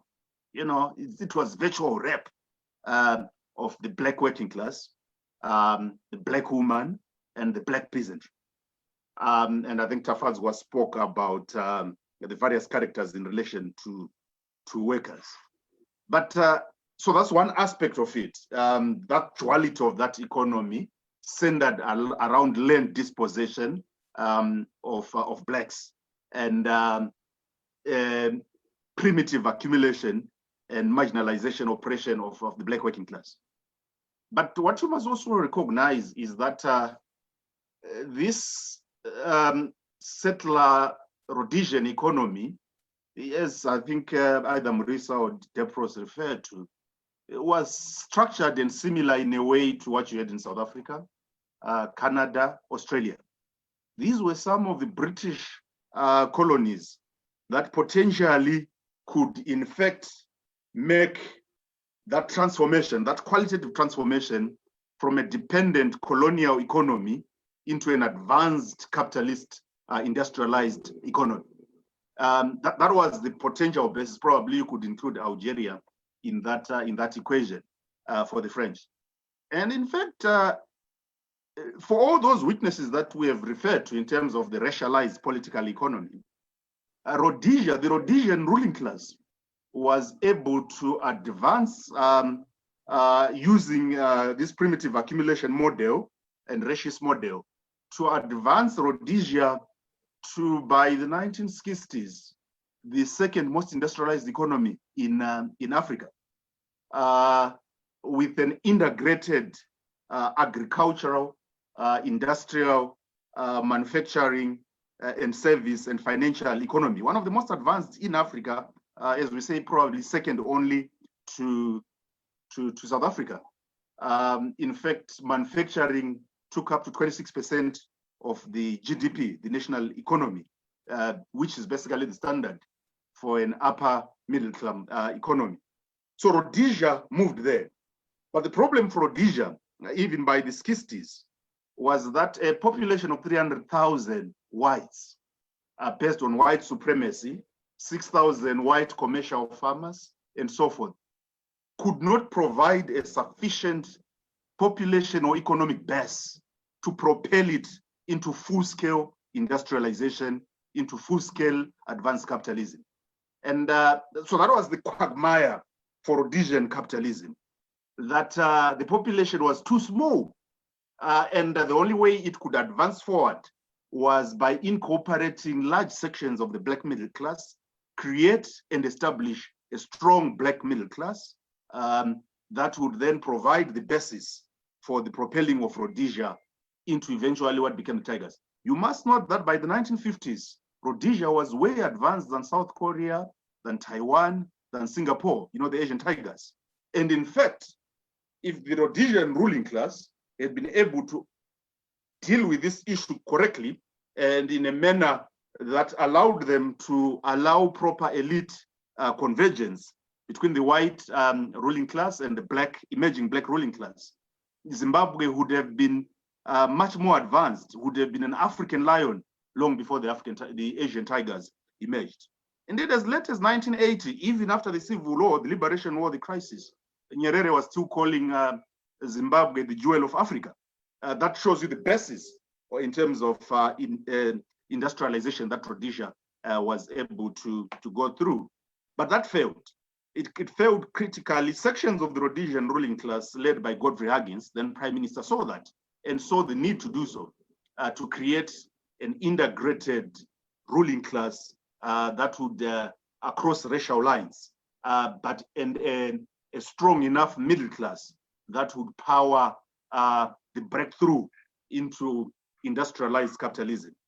But that failed, and it failed critically for some of the reasons that Tafi referred to. It failed fundamentally because of resistance from Rhodesian white farmers who were not prepared to make the necessary compromise to create a black agrarian capitalist. It failed because of white workers who were not prepared to remove the color bar that would allow a black professional managerial class to emerge.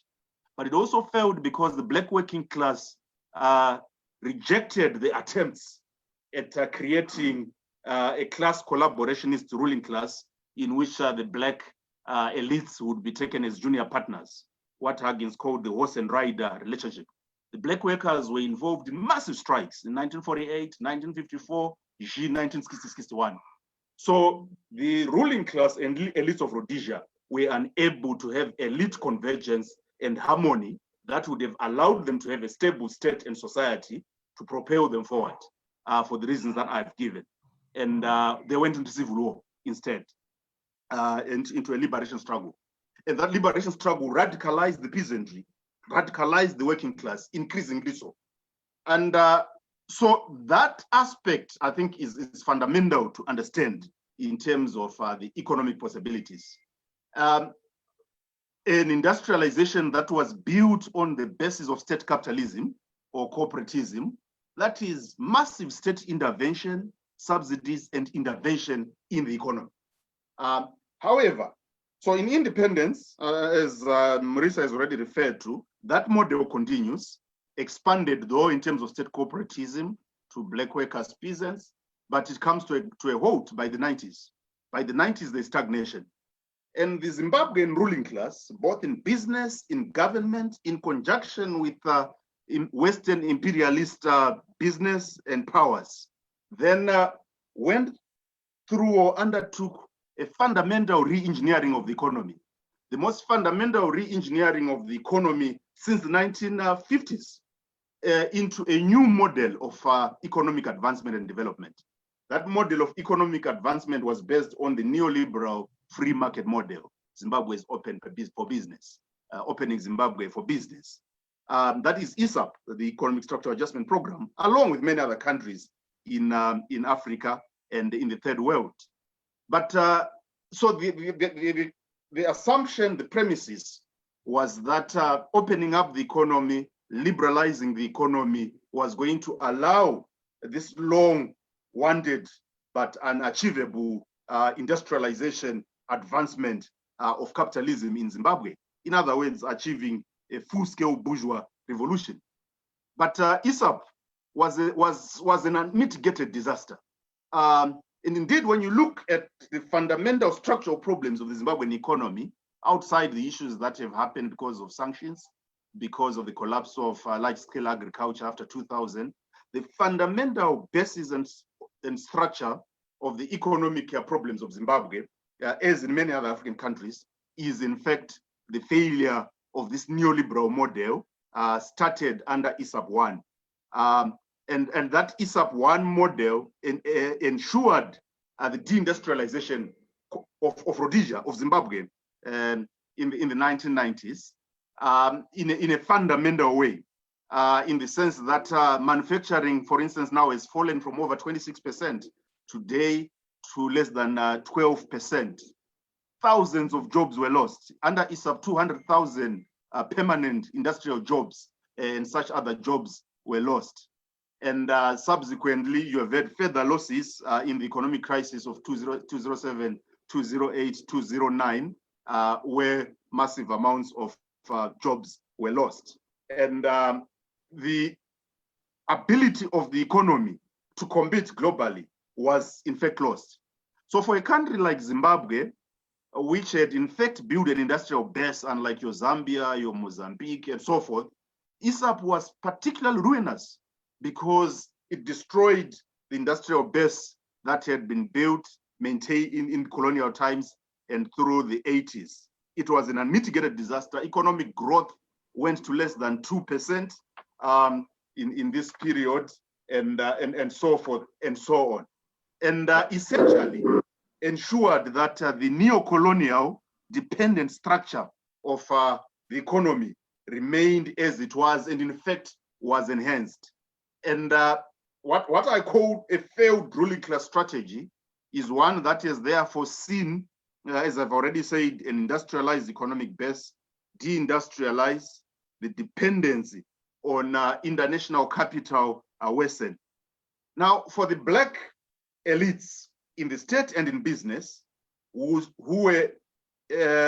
supervised and were in charge of this program, their dreams in many ways have been met, but fundamentally the dream of industrialization of a bourgeois revolution has not been met.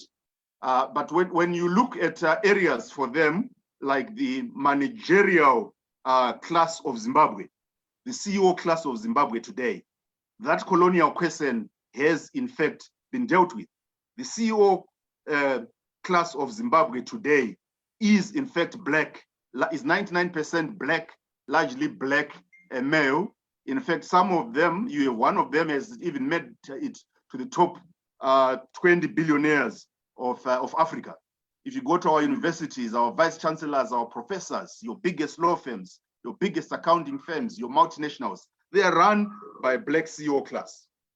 And their lifestyles, they enjoy in the mansions of Borodale Brook, in elite private schools and universities of Southern Africa, and so forth. So they've made it to that extent. But fundamentally, in terms of shifting the relations of production to deal with the duality of the economy that they inherited, that has only happened in really substantially one area. That is the area of land reform. And where, as a result of the fast-track land reform, today, whereas before 99% of the country's 6,000 commercial farmers were white, today less than. Comrade Munya, I'll ask you to round up in 40 seconds. Huh? Okay, and less than, whereas today it is the reverse. Whites are now less than 5% of the 20,000 commercial farmers. So for me, the fundamental problem is that our economy today, 41 years after independence, is an economy that now relies on mining, relies on agriculture. In other words, it relies on primary products as its main essential economic base. That means the economy still retains a neo-colonial dependent structure. Our ruling class and the economic model that they adopted of neoliberalism has been a disaster. And I conclude by saying it is therefore clear that this class that has benefited the most from independence has also been the class that has failed to ensure the developmental state, the industrialization and bourgeois revolution that is essential.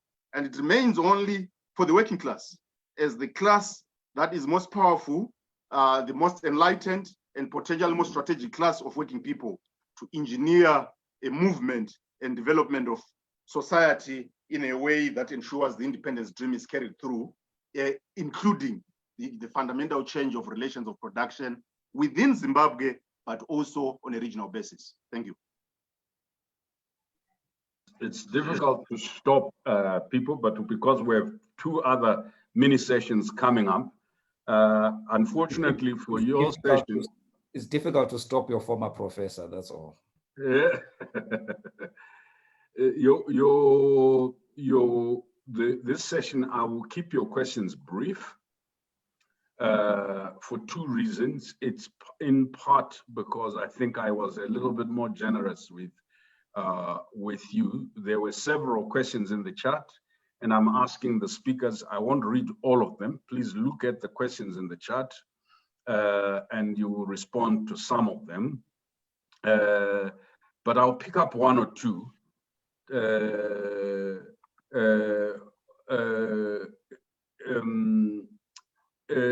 If you look at, it says, however, leaving the ZCTU out in your panel leaves a lot to be desired. This is Barbara, Brian. Nothing for workers without workers. I think this is noted, Barbara. We'd always envisaged that this is the first in a series of dialogues. But we note it without, I think, defending it. My colleague, Dr. Mrisa, and I, as you know, I was ZCTU lawyer for such a long time. It would be remiss for me not to have included them. But we wanted to start the way we've done. Sipho, there are questions for you, Sipho, in the chat, and for Tafadzwa. It says, a major betrayal and setback has been the silencing of an outspoken working class. Now, any workers' movement, ZCTU included, is synonymous to opposition politics. This has annihilated any platform for workers to speak out against inequalities and advocate for equitable space, benefits, and economic environment. Where does this leave the workers' movement? How do we categorize whatever the inclusion of workers in informal spaces? We were talking about formal sector workers, public sector workers. How about workers in the informal sector? Then the other one was the betrayal is evident in all in the daily exclusion of economically active citizens. And then thank you, Tafadzwa, you highlighted some of the pertinent issues. Douglas Choto is asking, what are the options available to workers in an effort to equitable wealth distribution and achievement of a fair and just workplace? How do workers identify and address the issue of betrayal by labor movements? That one, I think that Comrade Gwisai and then Sipho, appreciate your outlining of the betrayal of democracy preceding independence through intentions of a one-party state. Wondering if you can comment on what the promise of independence should or could have been or was on diversity. How do we navigate towards this? What are some of the difficult conversations we need in this regard? What narratives do we need to make room for? And then Marongedza says, my question is around the issue of state institutions that should be the mechanism for furthering progressive change for the general populace, now being used as a tool to promote suppression of people's rights. And it seems the Constitution itself allows the president to have tremendous powers without checks and balances. What can be done to start?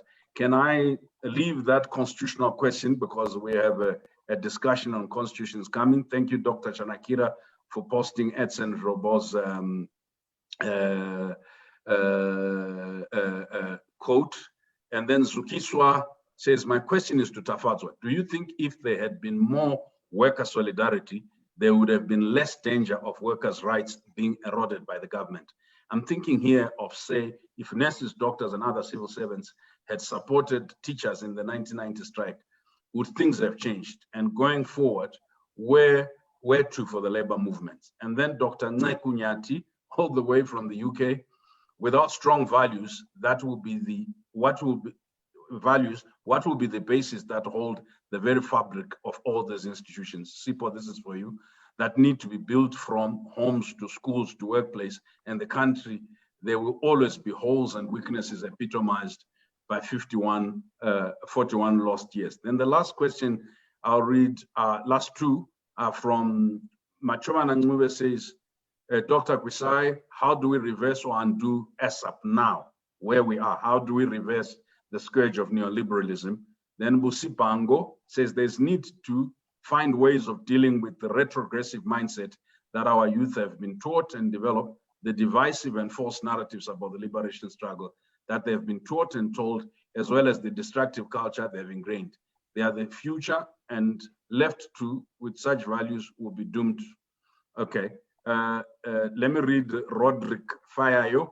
How much can we attribute the behavior of ZANU-PF as a ruling party post-independence to the role of regional and international players? Is it not ironic that ZANU was pushing for one-party state and butchering people during Gukrahundi President Mugabe was being fetishized with international accolades. There are many questions in the chat, but I will give you 3 minutes each. Our conversations are long. No one panel can answer the questions. We will start with Comrade Gwisai. Just take your 3 minutes, pick whichever questions you want to refer to, and then I will come to Comrade Sipo, and then end with Comrade Choto. Comrade Gwisai, 3 minutes, please. Okay, thank you, Comrade Brian. How do we reverse ISAP? Is worker empowerment possible in this era? So I've premised my argument on the basis that the only way forward fundamentally is through the class that is most affected and has the strategic power to do so as the working class. And we saw it in January 2019 here in Zimbabwe. We've seen it in Sudan. We saw it in the Arab Spring, the potential massive power of the working class in unity with the urban poor, the youth, and so forth to cause fundamental change. What we must see now is that today we are now experiencing the second round of ISAP. The stabilization program, that the STP, as well as the National Development Strategy, in fact, mark a return to pure ISAP as in ISAP 1. So there is now convergence and acceptance of neoliberalism as the way forward amongst the elites, but also in the opposition within MDC, the same mantra is accepted. So given that the elites are sold and bought on this, one cannot expect the elite classes of our society to lead a reversal of ISAP. The reversal of ISAP can only be led by what our teachers, our doctors, our nurses, our ordinary people are doing, our peasants at Shillonga, fighting back, uniting. And that therefore requires that they unite and fight back. That cannot be done outside an aspect of social revolution, both fighting for economic justice as well as political justice. So it is possible, and indeed, the failure of capitalism, especially shown in this era of the COVID pandemic, clearly shows, I think, the possibility of rising working class movements in this country, in our continent, and globally. Comrade Gwisai. Comrade Malunga. Thank you so much. Can you hear me? Yes, sir. All right. Okay. I'll tackle the question on diversity and the question on how do we move forward on the Kukurawundi, given that the perpetrators are in power. So thank you so much for this great question. And the question is, I mean, what was the promise on diversity and how do we navigate to attain it? So what people believe, what Zimbabweans believed and what ZANU-PF intended were two different things. ZANU-PF never intended to build an inclusive society. And we know that inclusion is the glue for diversity. Diversity recognizes that society is comprised of different people from different tribes, different genders, different races, and it celebrates values and recognizes this diversity and it protects it. It recognizes that some of these groups are big, larger than others are smaller, but intrinsic in respecting and valuing diversity is valuing the minority as much as you value the majority, protecting, advancing, and building a truly equal society that doesn't prefer anybody on account of their race, gender, ethnicity. So ZANU-PF, as I said earlier, has always held this political agenda and the ideology to destroy, persecute, weaken political opposition, perceived government critics, opponents, or anybody else that's against them. That's what they've built. This is the system, and the system is held together through force, violence, corruption, and everything else. How do we navigate around this? And the answer to navigating around this is the same. Is the same question. Is the same answer to the question about Kukurawundi, which is how do we move Zimbabwe forward? How do we unite Zimbabwe in light of the fact that we have perpetrators still in power? There is no way, and I say this without any equivocation, There is no way, after 41 years, ZANU-PF is going to change its ideology. ZANU-PF is going to change its political agenda to destroy anything that it perceives as an enemy. The language is the same, the enemy, beating, shamboking, you know, it's not going to change. And it's held together, it will continue to be held together by the apparatus of violence, security, and military. But it will collapse. It can collapse. And there is no way that the formal systems and processes that we believe are established to change power, to influence power, can work in Zimbabwe because they've all been captured. So there's only one way. And I say this without equivocation. It might seem impossible. It might seem a mountain too hard to climb. Unless ZANU can change, which in my opinion it can't, it has to be removed from power.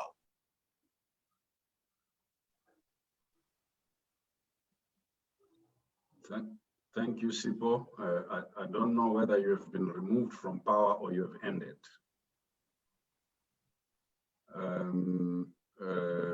We stopped rather abruptly. I don't know if we still have him. Comrade Choto, you are our last speaker. Well, I'll just answer some of the questions. To start with, Zuki, Comrade Zuki, worker solidarity to each other is very important.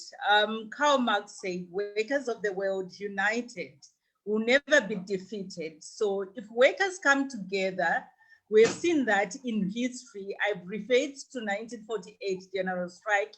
I've referred to 1997, whereby workers came together and gave each other solidarity. They were able to win some gains. Even in July 2016, when workers went on strike, they were united together. So the issue of giving each other solidarity is important. And now it's not just your former workers who are employed, but to unite your former employed workers and the informal employed, because the informal employed are the ones who are now constituting maybe about 90%. So it's important to give solidarity when Pedzanamo is closed, to say open, or to demand infrastructure for the informal sector. Another question was for the equitable sharing of the wealth. I would want to highlight that as the pressure mounted on ZANU-PF by the workers against the neoliberal economic policies of ASAP, we saw in 2000 ZANU-PF embarking on the land person, and also came up with the Indigenous Act. It's unfortunate that the labor movement did not seek to advance the demands, like pushing for employee share ownership that would see workers getting a fair ownership of the what they're putting in the production. So those are some of the things that workers need to fight for: employee share ownership, solidarity, unit of the working class, in order to achieve. And for Zimbabwe, with all its crises, is still possible because of the formal employed and the informal employed who can come together. Thank you. Thank you. I think in this particular session, very riveting, we've had issues about the state, the nature of the state, the structure of the state, political culture. We've also had Comrade Gwisai and Comrade Choto reminding us of three very important things that often drop out of our conversation. Number one, that although there are national and local dimensions to national crises, it's important to locate this within the global political economy, which is the regional, continental, and global. And in particular, the dominant neoliberal system. But we're also reminded of the failure of certain class alliances failure of particular modes, approaches to economic development, as well as the imperative of bringing workers together. I'd like to thank Brian, I don't want to, yeah, I know, I got cut off. I started talking about people power and I got cut off. All right, So okay. for me, ultimately, because we are in a critical moment here, right? Here we are lamenting 41 lost years, and there's absolutely no light at the end of the tunnel. So Zimbabweans continue to be desperate. ZANU-PF continues to consolidate its power and hold. But what I'm saying to Zimbabweans is simple. Nobody is going to liberate them. Absolutely nobody. And elections are not going to help them. So there's going to have to be a choice made at some point in time by people to literally revolt against this oppressive, this predatory, this violent system. I don't know when that will be, but I do know that the human condition will always fight against oppression. At some point, we saw it with slavery, we saw it with colonialism. The system that is designed, that is ruling over Zimbabwe, has to be pushed back by people themselves. And I don't know when that will be. I've predicted at some point people will rise up. And my point is people should rise up. They should rise up. They should not in any way leave it to anybody to help and fix this for them. It's not me, it's not you, Brian, it's not Tendai, it's not the labor, it's not the politicians. The people themselves know, as we say in our culture, whoever is wearing the shoe knows how it pinches. Thank you. Thank you, Sipho. So I think that we've summed it up. Comrade Gwisai, Sipho has summarized his point. Comrade Gwisai made the point about the critical role of workers in taking us beyond the current neoliberal repressive moment of hopelessness. I would like to thank Sipho, Comrade Choto, and Comrade Gwisai. I want to thank you for your insights. Colleagues, I will transition almost immediately into a critical question. So how do we salvage the future? And I have a most outstanding panel. Dr. Gaino Paradza is a Zimbabwean land governance expert with more than 15 years experience in capacity development in relation to land tenure, gender mainstreaming, rural and urban development, planning, local government administration, and value chains.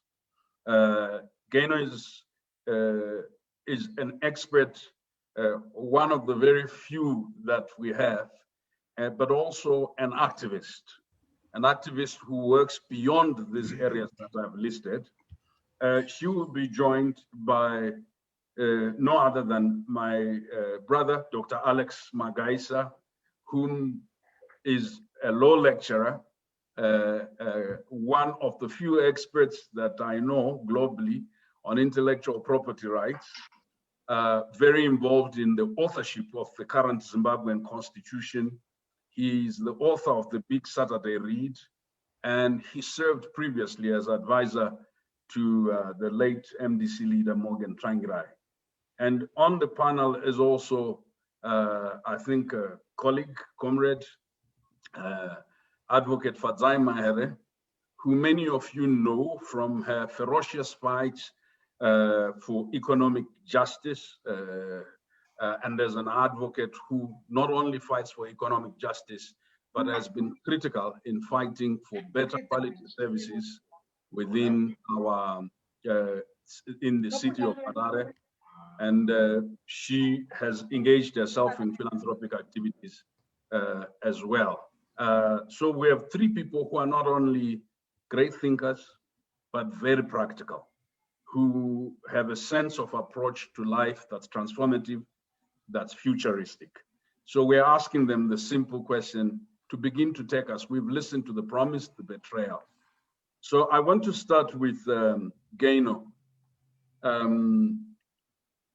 do we salvage the future?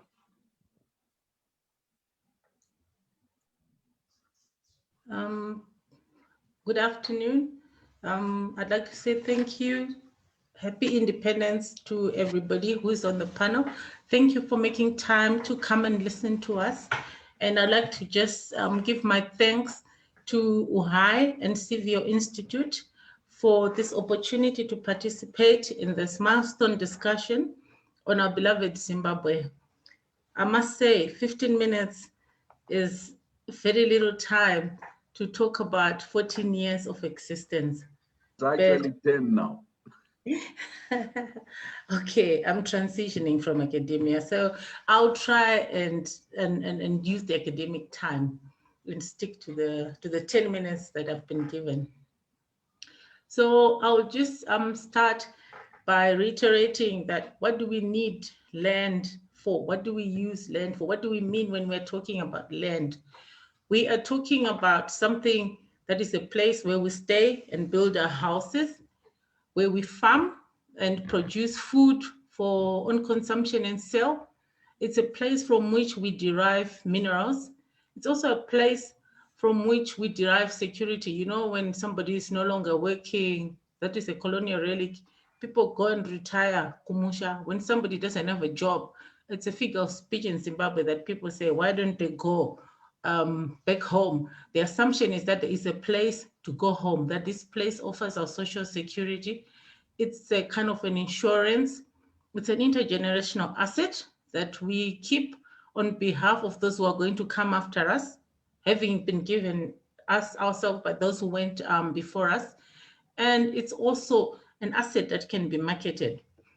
And because of this, one of the problems that we're having now with the land in Zimbabwe is that increasingly over time, the market value of the land is what has become the one that is most emphasized, most visible, and most tangible. And with it, the minimization of the other uses of land and the costs that are attendant on the economy. So people generally need land to secure their livelihoods. We also need land now in order to salvage the promise. We need land to ensure generational justice. People like to talk about the youth bulge. We have a lot of young people. I was listening to some of them yesterday who have never had a job, have never had a pay slip. And they're also wanting to have access to some land so that they can secure their livelihoods and provide for their families.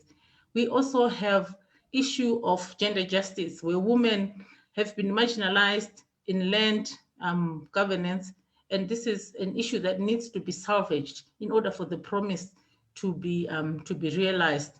We also have issues of class disparity in terms of access to land. A lot of people like to talk about how, among other losses, the farm workers lost out in the fast track land reform process. But if you look at in terms of what has been done, you know, the issue of farm workers, sometimes it features in the workers that very eloquent Tafazo was talking about. Sometimes it is mentioned when people talk about social security. Sometimes it is evoked during elections. But that issue has also remained outstanding in terms of economic justice. And when you have land, you also have access to your minerals and markets and, you know, means of accumulating wealth for yourself and your children. And really one of the most poignant reminders that the promise of land has not been materialized is the increasing and continuing and concerning now normalized land invasions that have become a disturbing norm in our country. And right now, nobody's immune. You know, we have invasions happening across all natural resource tenure types, in the mines, in urban areas. We read every day of somebody being evicted to be replaced by another. We read about property being destroyed, maybe by the local authority or by somebody who claims to be an authority. And this is just the physical manifestation. Nobody's feeling safe, nobody's feeling secure. And that undermines investment decisions and also the way people live their lives and think about how they feel safe. So the vision that I would be pushing for is one where we have inclusion on all levels, where people who are eligible and recognized as Zimbabweans are given access to land, a constitutional guarantee of a minimum size. I'll just say off the top of my head, 1 hectare of land for a home for all Zimbabweans for their residential purposes, and a bit more for domestic food production, because the rate of landlessness has not only been increased, but intensifying, as we have moved further away from our independence in a process that where the first speaker was talking about coming of age. I think like we are, I don't know what the term is, we're just becoming undone. People lack a place to live, and this is really visible. The poorest, the women, the young are the most disenfranchised. So in order to realize the promise, my other point is that we need to embrace technology so that we can have coherence in terms of governing structures. We need information. We need to use technology to get information, to capture, to find out how much land do we have, what is happening on it, who has rights on it, who is eligible and demanding it. Because when we have this kind of data, preferably on a database which is digitized, consolidated, and open source. For me, some of the structures will do away with the issues that fuel corruption, issues like lack of transparency, lack of structure. People don't understand the process. I mean, I'm a town planner myself, and I cannot even advise people on how do they know if this piece of land is zoned for this use, and can they go and invest. And even when I go and ask, we've got a WhatsApp group for for planners in Zimbabwe, people just keep quiet, or some people start inboxing and saying, tell them to contact me. And you know what that means? We need all that to be open and out there. This also means that in order to salvage our promise, we need more audits. We need audits to find out who's holding land, what are the different claims, and also we also, as a government making decisions and policy, to ensure that we have a correct understanding of the situation on the ground, and we can make evidence-based policy. We also need a coherent land and natural resource administrative framework, structures, and institutions. Right now, all we hear is about, for example, if I talk about communal areas, different traditional leaders administer their land in different ways, in ways that are not consistent, with different impact for the communities involved and for those who rely on those structures. So one of the ways in which we can salvage our promise, I'd say, is to consolidate all the structures and institutions that are working on land and natural resources into a overall land development agency that combines all the land-based governance institutions, so we can have policy clarity, coherence, and consistency. We also need to clarify the focus in terms of policy support and inputs, because people need land for food production, for self-sufficiency, but also production for surplus for the market. And then finally, we need to stabilize the land tenure issues. If I quickly look at commercial and former commercial farms, we need to settle the compensation issues once and for all. Sometimes we need to use carrots and sticks. For example, some people can pay for their land tenure. Others can just sell their offer letters. The government should find a way to make those people release the land, so that land is given to those who can use it, not have people who are speculating or hoarding or just sitting on land. Also, people need to be coerced into releasing land through taxation, establishment of maximum farm size, use it or lose it, and some kind of age-based entry and exit criteria to have pensioners stop being holding on to land, so that the land can be leased to the youth and those who need it most. And then in terms of communal tenure, it seems to be the weakest, most vulnerable land that our majority of our people are holding onto. We need to enhance viability and security of tenure of these people, to save them from arbitrary eviction, and to stem the demand for urban land. We need to institutionalize land delivery and governance institutions and land inheritance procedures to ensure that women, children, and disabled people also benefit. And we need to embrace technology such as fit-for-purpose land administration in these communal and resettlement areas, and to provide support and infrastructure to increase productivity, for example, through irrigation. And lastly, in terms of engaging the international community, we've heard from the previous speakers that Zimbabwe was negotiating for land in an environment of constrained autonomy. This has since changed. It's now more than 40 years. We do have more room to negotiate. We just need to be bolder and negotiate better. I mean, it's interesting that the same World Bank that is punishing Zimbabwe for daring to have to take back the land is supporting South Africa as it negotiates a similar process in its country. The sanctions must be removed because not only are they missing the so-called target, but they're hurting the poor and those who are most marginalized. And yes, the issue of compensation is important, but surprisingly in Zimbabwe, our most topical issue is about compensation to commercial farmers, whereas Namibia is currently engaged in a contentious negotiation of colonial compensation for the ills that the locals suffered when land was grabbed from them. Zimbabwe should also widen its view of compensation. And we also sometimes need to mobilize the regional community because some of our issues are not just exclusive to Zimbabwe alone. They are also the same in South Africa, Kenya, and other countries. So that is where I'll stop, sorry. Thank you, thank you, Gaynor. It was so wide-ranging. Let me immediately move on to Dr. Magaisa.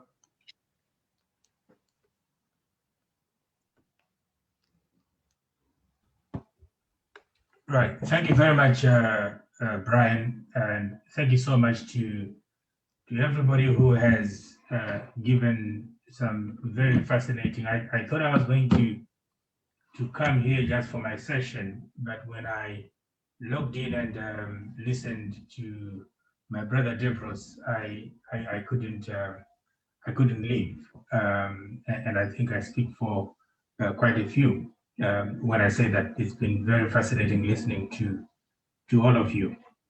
Now I, write every Saturday for those of you who follow the Big Saturday Read, and this week I started by quoting the famous speech by Dr. Martin Luther King Jr., his speech on the March on Washington in 1963, where he talked about the American Constitution and the American Declaration of Independence as a form of a promissory note, as a check that was given to every American. Unfortunately, according to Dr. King, that check was continuously bouncing. It was continuously being returned as insufficient funds whenever Black Americans or African Americans tried to cash in. And I used that adapted it to our situation in Zimbabwe. So when I look at the topic today, the promise, the betrayal, and the future, it is almost very similar that the liberation struggle itself and the independence declaration in 1980, the new constitution negotiated at Lancaster, were a promissory note. There were a check which was given to every Zimbabwean, existing and future. And unfortunately, every time that most Zimbabweans, especially the young Zimbabweans that I speak today, mostly in relation to young Zimbabweans, they have tried to cash in this check, and the check has been returned as insufficient funds. Some of us who were born shortly before independence and perhaps were able to cash in the check a little bit in the early years, going to school, going to university. SIPO and others spoke about the university grants and DEPROS also. You could say that maybe we had an opportunity to cash in some of that check. But a lot of the younger people, the younger generation, they have not even been able to hold that check. So when I listen to my colleagues, and I know that they were focusing a lot on the past and indeed on what has happened, I couldn't bear, I couldn't help but think that there was something missing in our discussion. And I think there's something that is missing in our discussion is largely what has happened between 1980 and 2021.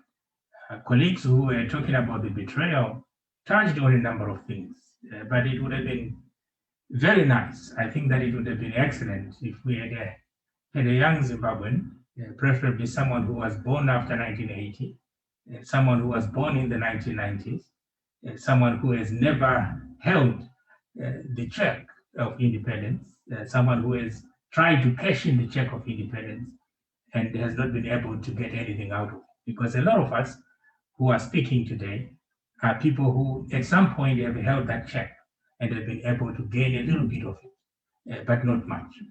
So I think that is an issue that hopefully may be addressed and maybe something that we may address in the discussions. So when I talk about salvaging the future, what can be done going forward, we have to go back to the issues that have been raised by colleagues in the previous panels who have so ably articulated the challenges that were faced during the colonial era and the challenges that were faced by the post-independence government as it tried to transition, and of course the commissions of the post-independence government, the you could say mistakes, you could say some of the deliberate acts which were carried on by the government. The first thing that has to happen, in my opinion, is that we have to remove the architecture of governance, which is built upon the structures which are designed in colonial times. Unfortunately, the post-independent state retained a lot of that design. So the architecture that we see today, the instrumentalization of violence that SIPO eloquently spoke about, is something that was built within the colonial state. It was part of the colonial state. It was part of the design of subjugation. But what has changed now is that the color of the people, the complexion of the people who are exercising this power, who are instrumentalizing violence, who are using the state in order to achieve these very selfish gains of power, it has changed from white to black. And we have to change this design, this architecture of violence, if we are to move forward.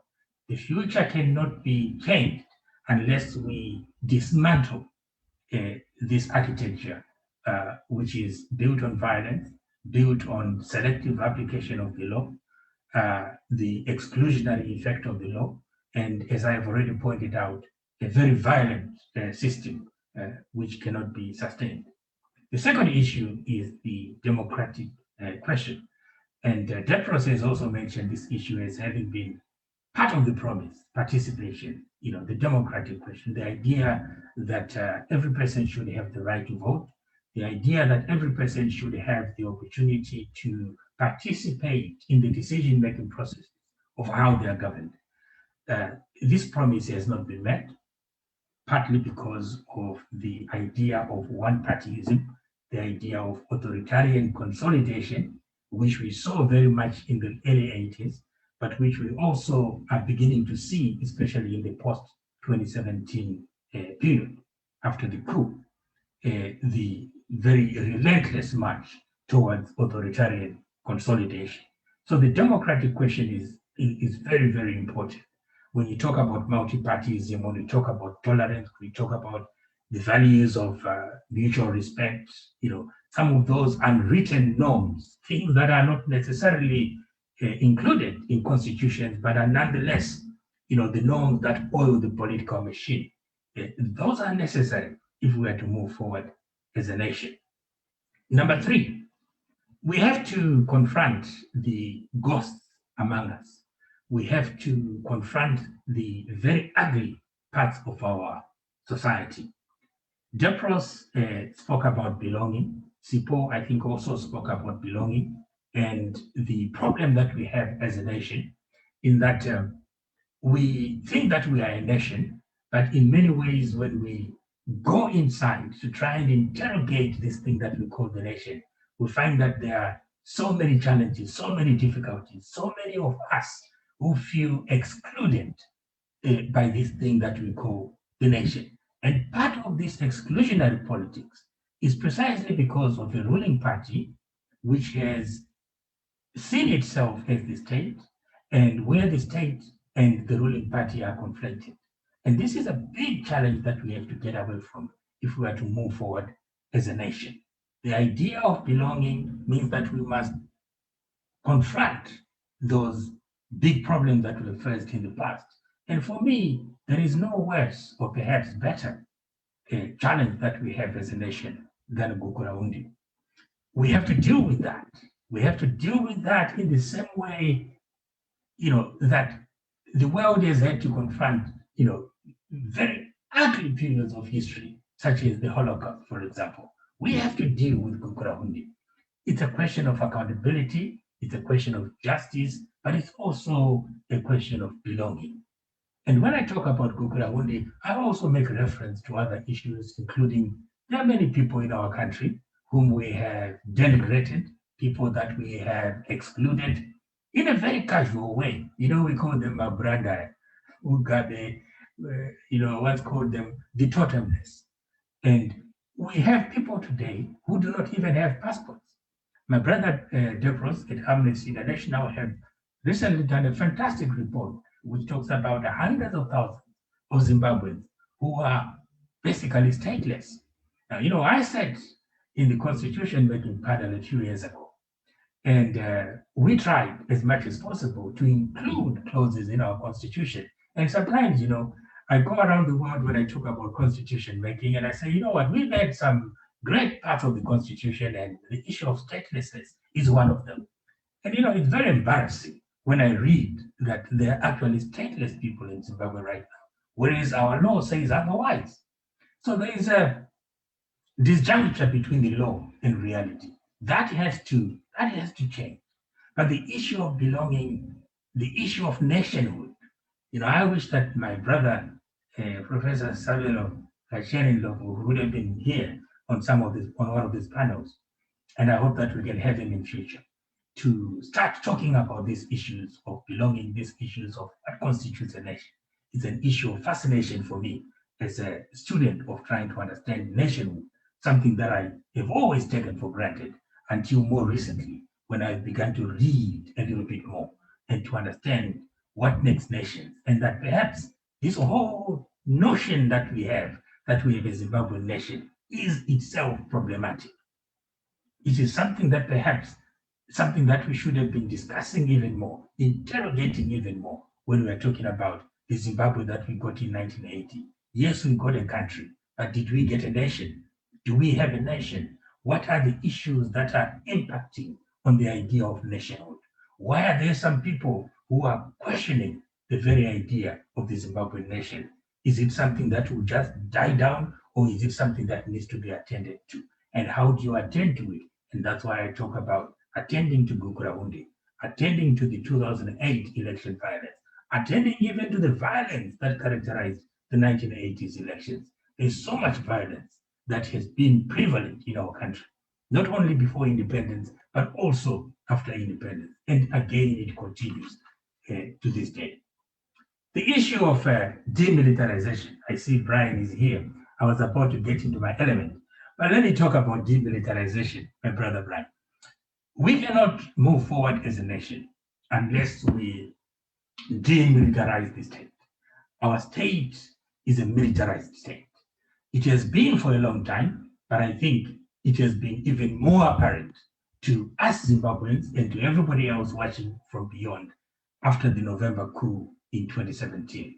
Without the demilitarization of the state, I do not think that we are going anywhere, because it is part of this militarized state that has created a predatory class, that has created, a class that is interested so much in what some people have called primitive accumulation, to the exclusion of everybody.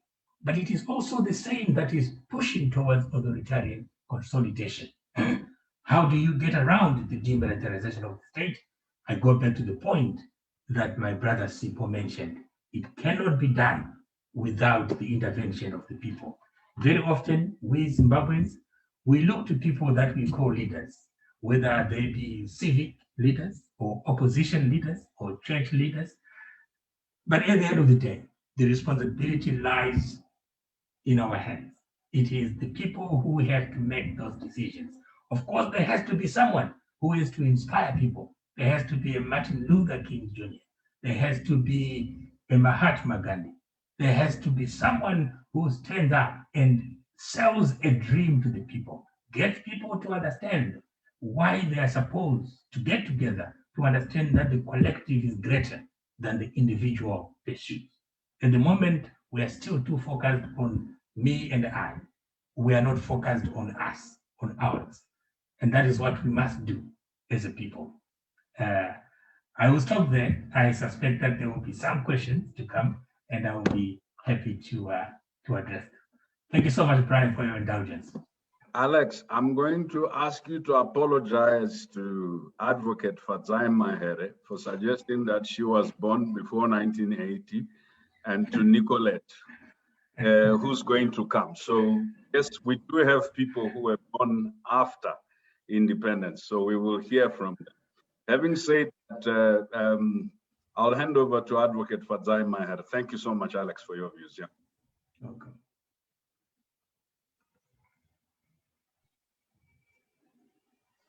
Thank you so much, Brian, colleagues, for this moment of reflection.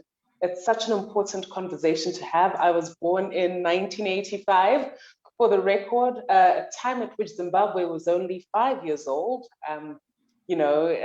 maybe in nursery school or creche, and now Zimbabwe is 41. A lot has happened within that space, and it really is a moment where I think all Zimbabweans need to introspect deeply. The topic of the section is salvaging the future. And what that evokes for me is that something has been broken. And I think a number of the panelists and speakers spoke around the brokenness of our society.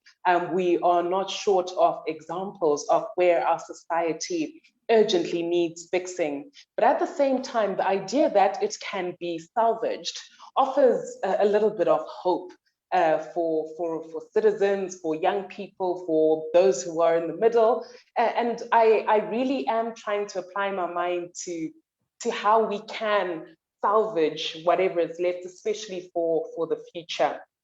Now, the topic that I was asked to zone in on is around beyond constitutionalism and the rule of law, making democracy work as it should.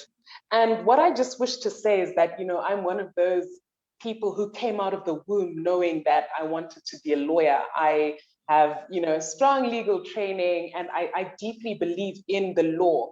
However, what I've learned over time is that the law is only a technical fix for society's deeper structural problems. So, for example, you've got a problem of domestic violence in our society. What do people say? Let's go to parliament, let's enact a law. Does that mean that domestic violence ceases to be a problem? No. You've got problems around environmental management. What do people quickly run and do? Go and draft an Environmental Management Act. Does that change our attitude towards environmental protection? No. So what does that tell us? It tells us that the law is not enough. Simply enacting changes to the law is not enough. Simply drafting a new constitution, as so many eminent scholars, including Dr. Magaisa, did in the lead up to 2013, is so important, but it's not always enough. There is something deeper and stronger that needs to be done. And, I really, was humbled and inspired by some of the conversations around inclusion. We've got Bukrahundi that took place, and many years later, almost 40 years later, remains unaddressed. This is not something that's only a legal problem. We had the examples of Nuremberg, the Holocaust, we've got the examples of the Rwandan genocide, the examples of the atrocities that took place in the former Yugoslavia, at a time where what was taking place there was not per se wrong or illegal. It was wrong, sorry, but it was not illegal. But still, humanity was able to take a step back and say, look, something has happened here that needs to be addressed. So what am I saying? When all is said and done is we need for the ideals and ideas that we want to permeate our society, the blocks upon which we build our nation, to be things that really come from within people. The Constitution, as we learn it, is an elite document. Today, if you're to go in any neighborhood, any village, most people don't know what their constitutional rights are. If they're stopped by the police, they don't know. It's almost like we've come to a place where the Constitution has become a lifeless museum piece, because there is something missing. There is a disconnect between the way we live as a society, the way we're governed as a society, the way our rights are expressed and implemented, and what is written in the law. There is a gap there, and that gap needs to be urgently filled if we are to move forward as a society. So what I would really urge upon everyone is that, firstly, education. Citizens really need to have a strong educational foundation around what's contained in the Constitution. And this goes all the way from our rights, in other words, knowing that you've got XYZ rights upon arrest, right to freedom of association, right to petition, right to demonstrate, but not just stopping there, ensuring that people are able to stand up for those rights, but most importantly, to understand why those rights are important. As things stand, you've got your section 59 of the Constitution that says that everybody's got the right to demonstrate. But the minute anybody walks out of their house with a placard that says save the babies, they're immediately arrested. So when you then say to that sort of a society, you've got constitutional rights, they look at you like you're going crazy. So we really need to come to a situation where those rights are given life and expression in our lived realities. We have to encourage the citizens in particular. It can't be something that just happens, amongst politicians, amongst leaders in civic society, but the ordinary citizen must come to a place where they understand what their rights are and why those particular rights are important, and be, motivated to fight for them, strongly and forcefully. And I loved what Sipho said, that, change really has to be driven by the people. People power is so important. And I think Comrade Brisai said something similar, that, the people have to have within them an understanding and an urge and a push that, we really want this thing that we call change. We really want this thing that we call a new Zimbabwe. We really want this thing that's called a nation where everybody is included, where everybody is, respected and has a spot and can fit in.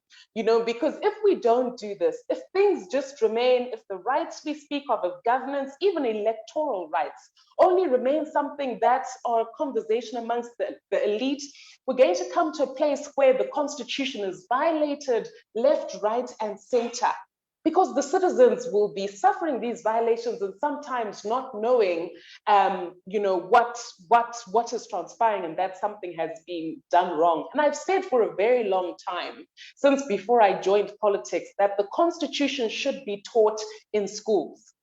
People should know, what their rights are from a very, very young age. And we've got societies like the United States and, other societies like that, even South Africa, where, people know First Amendment right, Fifth Amendment right. People really have to get to a place where they understand it. And then coming to the atrocities that we've suffered over the years, I mean, there's been reference to Gubra Wundi, there's been reference, or I didn't hear as much reference to other violations that took place. So for example, Operation Murambachina, what took place with the post-election violence in 2008, we have to, as a nation, come together and say, hold on. If we continue to gloss over these atrocities, we're going to have a problem, and it's going to keep coming back. Now, why do I say that? I say that because the law, the Constitution, as we know it has, created all sorts of beautiful things, such as the Peace and Reconciliation Commission, complaints mechanism, and all these things. But we have not seen the political will, particularly on the part of those who are meant to be governing over us. We've also not seen the political will amongst the citizens to really push very strongly. It's almost like we need a consensus around the big questions that define us as Zimbabweans. What is it to be Zimbabwean? What is identity? Who has been included? Who has been excluded? And how do we include them again? We have to have those conversations at a national level, involving everyone, right from those in the villages, those everywhere, so that when we then push for commissions such as the National Peace and Reconciliation Commission to do their job, they are forced to, because the groundswell of citizen and civic engagement is so strong that they have no choice but to do so. And we've seen, over time, pockets of this. So for example, when the violations of the people of Chilonga started, it was good for the first time in a while to see people coming together and raise their voices, around a violation that was about to take place. Of course, the problem hasn't been completely solved. But I think what's important to note is that, when things like that happen, we should not say, no, this is the Chilonga issue. No, that's a Matadela issue. We have to come together and say, as Zimbabweans, because we are celebrating the independence of, our nation, Zimbabwe. So you can't break it up and say, no, the people from Manicaland will fight their own battle. People from Matadela will fight their own battle, and then, break it up like that. We all have to come together, because if something is affecting, Zimbabweans in the south, in the north, in the east, and the west, it's really going to come back and affect us all. Nobody should be left behind in the promise of independence. And so how do we salvage this? We really have to come to a place where the Constitution, the rule of law, sees us to be, like I said, an elite document, and move to a place where it becomes a genuine, effective tool for transformation, where every single Zimbabwean can enjoy the benefits that are spoken of in the Constitution. And, it shouldn't be a case that, every single time there's a violation, you have to rush to court. Sometimes it should be enough for the citizens to say, no, we know our rights. We know what we're entitled to, and demand it, collectively. Collective action is so important in speaking out against the violations. So let me just conclude by saying that, once all these things are done, we'll be in a position where our society is able to imagine a future that is brighter, that's permeated by freedom, fairness, and opportunity for all, for the young, the old, regardless of gender, and so on. And, the commissions, for example, the National Peace and Reconciliation Commission and various others that a lot of citizens have lost trust in, we will then be able to hold those to account, so that we can come some way to building a Zimbabwe that we can all be proud of. I think I'll stop there. I hope it was 10 minutes, Brian, but if it was not, I strongly apologize. Thank you very much. I shall, in honor of Alex, who thought that we had excluded post-1980 people. I want to seek your permission. We've overshot the time, but I still have 3 colleagues whom I want to hear. Just by way of check-in, can I keep Alex, Fadzai, and Gaino a little longer? Is it okay with you, with your diaries? Can I keep you just a little longer to hear this colleague so that we conclude? Or you have to go? Okay, I'm seeing blank faces, which means I can. I just wanted to hear from Trust Mamombe, Pastor Mandaza, and Nicolette Matuku. Let me just tell you who they are. I have known most of this Trust Mamumbe is the director of the Institute for Economics and Peace. The IEP, the creators of the Global Peace Index, is the foremost global think tank on peace metrics.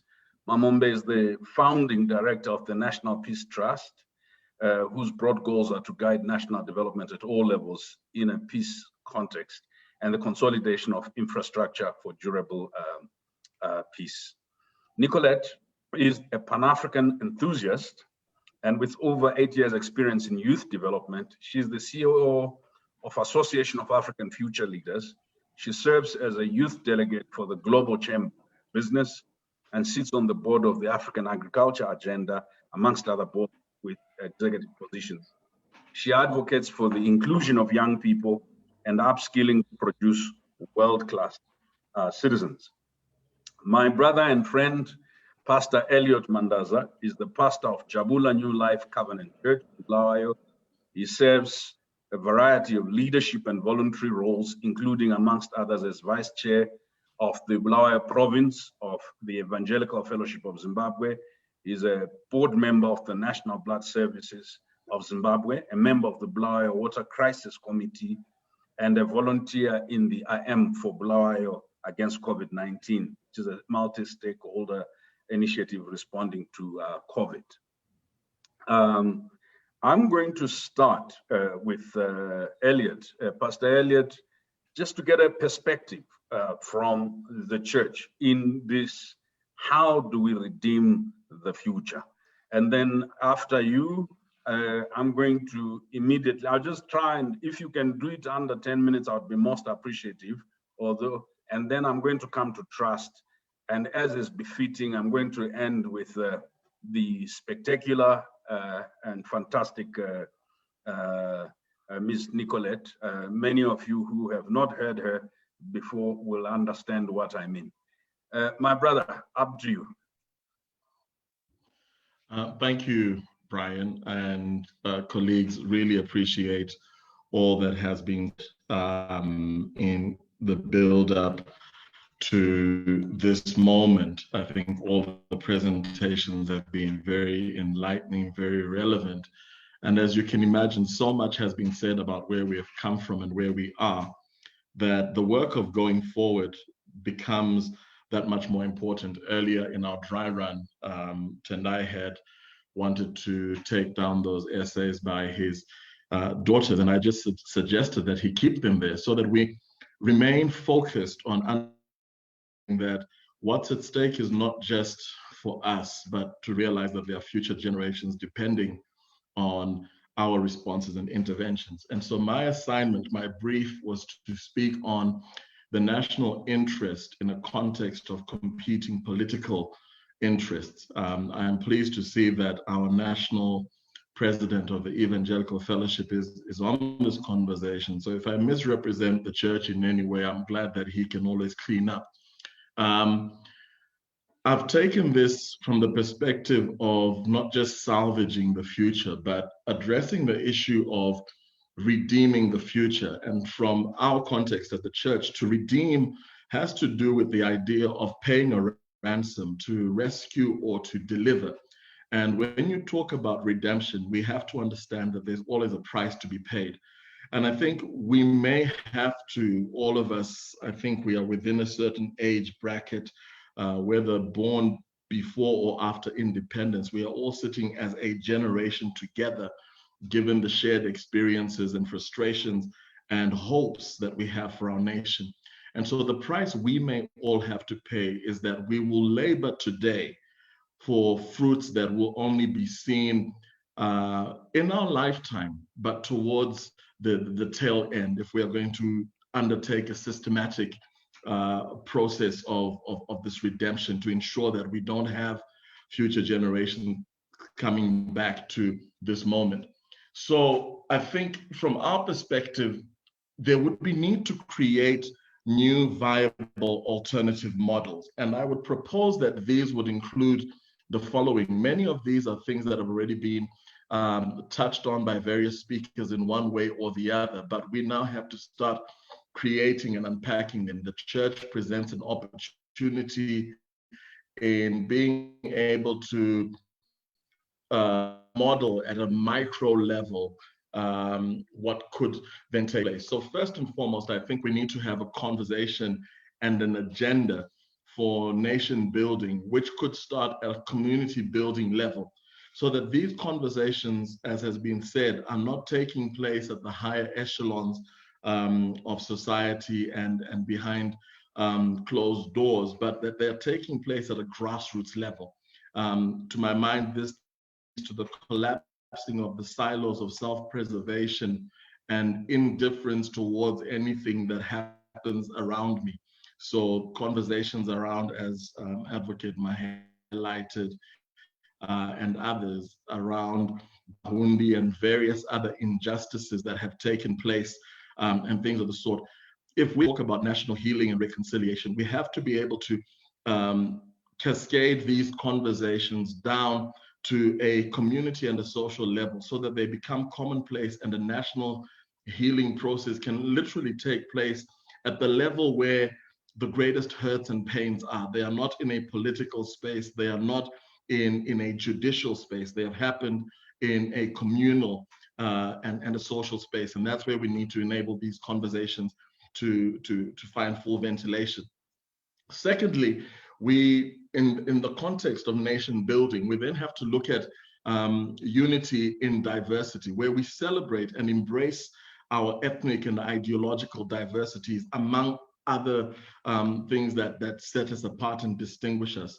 And towards this, we need to be working. The church in 2006, 2007, the collective church in Zimbabwe worked on a document called the Zimbabwe We Want. And this begins to share, to develop ideas around a shared national vision and values over political expedience, because many times we've tried to reset and considered the political interests in the room. The COPAC process that framed our current constitution landed up being political bargaining at the expense of the greater good of the nation. And so we need to be having this conversation on unity in the space that I'm referencing as a non-partisan patriotism, where the concept of being a patriotic Zimbabwean is no longer reduced or confined to one's political affiliation. So we have to dismantle systems of patronage, as has been highlighted. The negotiation towards our independence meant that there was a certain elite class that was approved by those that held power at the time to transfer into their power into their hands. And similarly, you find that right now, this seems to be the common pattern. We have to break the idea that there's a monopoly or franchising of our liberation struggle, and understand that our independence is not a momentary historic event, but is a continuum, is the process on a continuum, and therefore all of us have a part to play. And so this has to do also with the breaking down of the political and military class gatekeeping, the idea that there's a classism with regards to the leadership and the direction of our nation. The third thing I would propose, or that we would put on the table, is a truly transformative empowerment and development agenda, which has to do with the dismantling of creating policies, where there has to be an intentional and systematic and systemic development agenda that gives all Zimbabweans, all communities, access to social infrastructure like education and health, as well as to physical infrastructures like water and energy, roads and transport access, communications platforms, to ensure that communities are really given the opportunity, are given access. If I was to classify the ills of apartheid as a system that was used for the colonization of our region, its greatest challenge was it blocked access for the majority, and we have to address that. And I think that becomes integral to our going forward. So as development agencies, whether churches, CSO, or government, we have to be thinking around these things. The next thing I would highlight is meritocracy with equity. And by this, to my mind, I was exploring the notion that many times when we speak of meritocracy, we don't fully unpack the challenges that exist in terms of historical privilege and disparity. And so we then assume that everyone should be able to get to a certain level of education and so on. And yet the reality is that some people may have been predisposed and privileged and therefore have a head start. And so we have to find ways of creating means to empower so that there's truly equitable access on the grounds of meritocracy.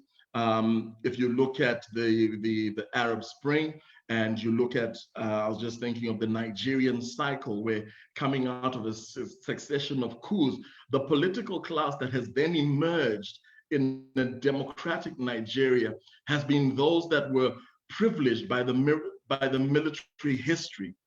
And so unless we are able to level out that playing field, you will find that within Zimbabwe, certain regions of our nation have not had the same access to education. And even those schools were built, Dr. Gwisai highlighted how Fletcher and another school in Gweru were the only ones where a significantly large number of people would then be limited to the few spaces available there, if you think of the challenges we've had with the University of Zimbabwe. So to the extent that even now with multiple state universities across the country, again, because the areas in which they are located did not have primary and secondary schools of a significantly high caliber, you don't have people enrolled in the local universities from those communities, and areas that have a glut of educational facilities are now populating those universities in different provinces. So addressing meritocracy needs to address issues of equity. Also, in addressing meritocracy, we need to find ways of more deliberately and aggressively empowering and elevating women to ensure that they don't feel that they are dependent on men to give them access, but that they are able to fully aspire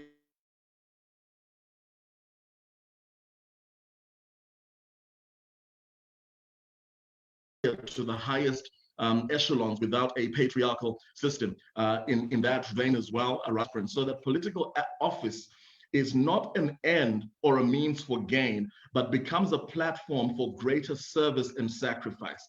We need to shift the political narrative to being one of service and sacrifice rather than being an end or a gain. And then the last thing I would put here, being mindful of our time, is that whatever that we have to gun for a political and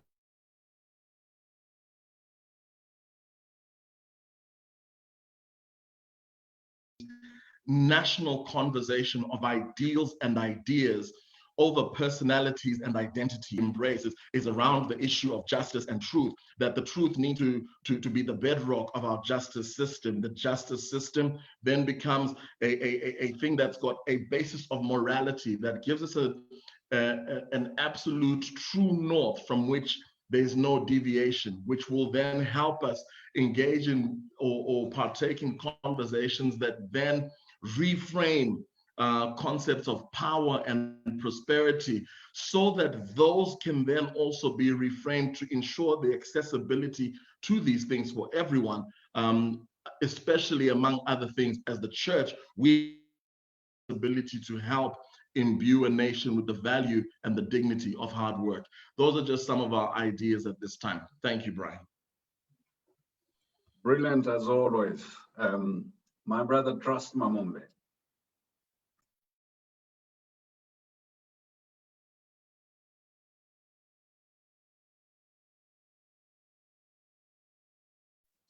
Is Trust online? Hello, can you hear me now? Yes, sir. Please go ahead. Thank you very much, Brian, and thank you so much to Silvio for this opportunity to share. It's 41 years, and my topic is salvaging the future.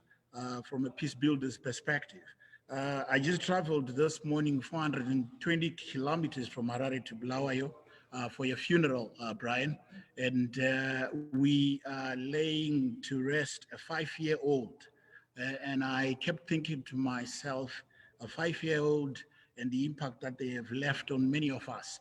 And now thinking about a 41-year-old country, I think is complex, and it is something that I think this kind of conversation only begins to really start grappling with the issues that are very, very pertinent and important for the survival of our country. Coming from a peace background, let me start by saying that we are where we are not by accident. We are where we are today because of the investments that have been made, investments that were made 5 years ago, investments that were made 10 years ago, investments, of course, that were made 41 years ago, and investments that were made even beyond 41 years ago. In other words, the relative peace that we may have today or where we stand today is not an accident. It is because of investments. And where we are going to be going is also because of investments that are going to be made today. Now, investments, Brian, are not investments because we've called them investments. Whether we call them investments or not, they are investments, and they have a serious bearing on where we are going as a society. And so, to be very clear, if we are going to be a peaceful society in the next 5 years, in the next 10 years, or in the next 20 years, it is because of the investments that we're going to make today, investments that we will choose to make, or investments that we will do by virtue of the fact that we are in perpetual investment mode. And like I said, you don't have to call it investment for you to for it to have a bearing in terms of where we are going. And the investments that we make, Brian, from a peace perspective, I would like to categorize them into 8 areas. And these 8 areas have been talked about by fellow speakers in the past hour or two. And investments need to be investments, number one, in the area of a well-functioning government. And from a peace perspective, I think you'll be wondering, where does a well-functioning government come in with regards to peace? Let me also underline that peace is not just the absence of violence. Peace is not just the absence of gunshots. Peace goes way beyond just gunshots. So today in Zimbabwe, for example, we may not have gunshots. We may not have people killing each other as much as they are doing elsewhere in the world. But that does not necessarily that we are a peaceful lot. As a matter of fact, coming from a peace background, I come from a place where we actually measure peace. And trust me, what we'll call our strategic peace reserves are at an all-time low. They are so low that it's a very serious cause for concern. And we need to make investments in the areas of what we call the pillars of peace. And one of them, like I said, is a well-functioning government. We need to invest in issues of governance. And really, when salvaging issues, when salvaging the future, when someone talks about governance, it's not just governance of at the central government level or at the local government level, governance even at an individual level. Those are issues that we really need to start grappling with. Governance at the family level. How are we governing ourselves at the family level has a serious bearing and implications on our future and peace as a society. Issues of a sound business environment come to the core in terms of an important pillar of peace. And again, you'll wonder, where does sound business environment come in? Trust me, some of the major problems that we have today could be coming because of the environment we have where there's no investment because the business environment is bad. The impact of that is that in the next year or two, political campaigns begin. And I'll argue that maybe today, someone like you, Mr. Moderator Brian, will not be involved in any way in, say, political party demonstrations, which could turn violent at any turn, for the simple reason that maybe you are gainfully employed. So if we sort out the business environment and we have young people, tens, thousands of them in the streets of Harare, if they are gainfully employed, among other things, they will cease to be political cannon fodder for political party programs or policies that may be miscued. Secondly, equitable distribution of resources. I'll just make a quick rundown of these pillars before I give two takes on really what I'll say is the best way or one of the best foot forward in terms of redeeming the future.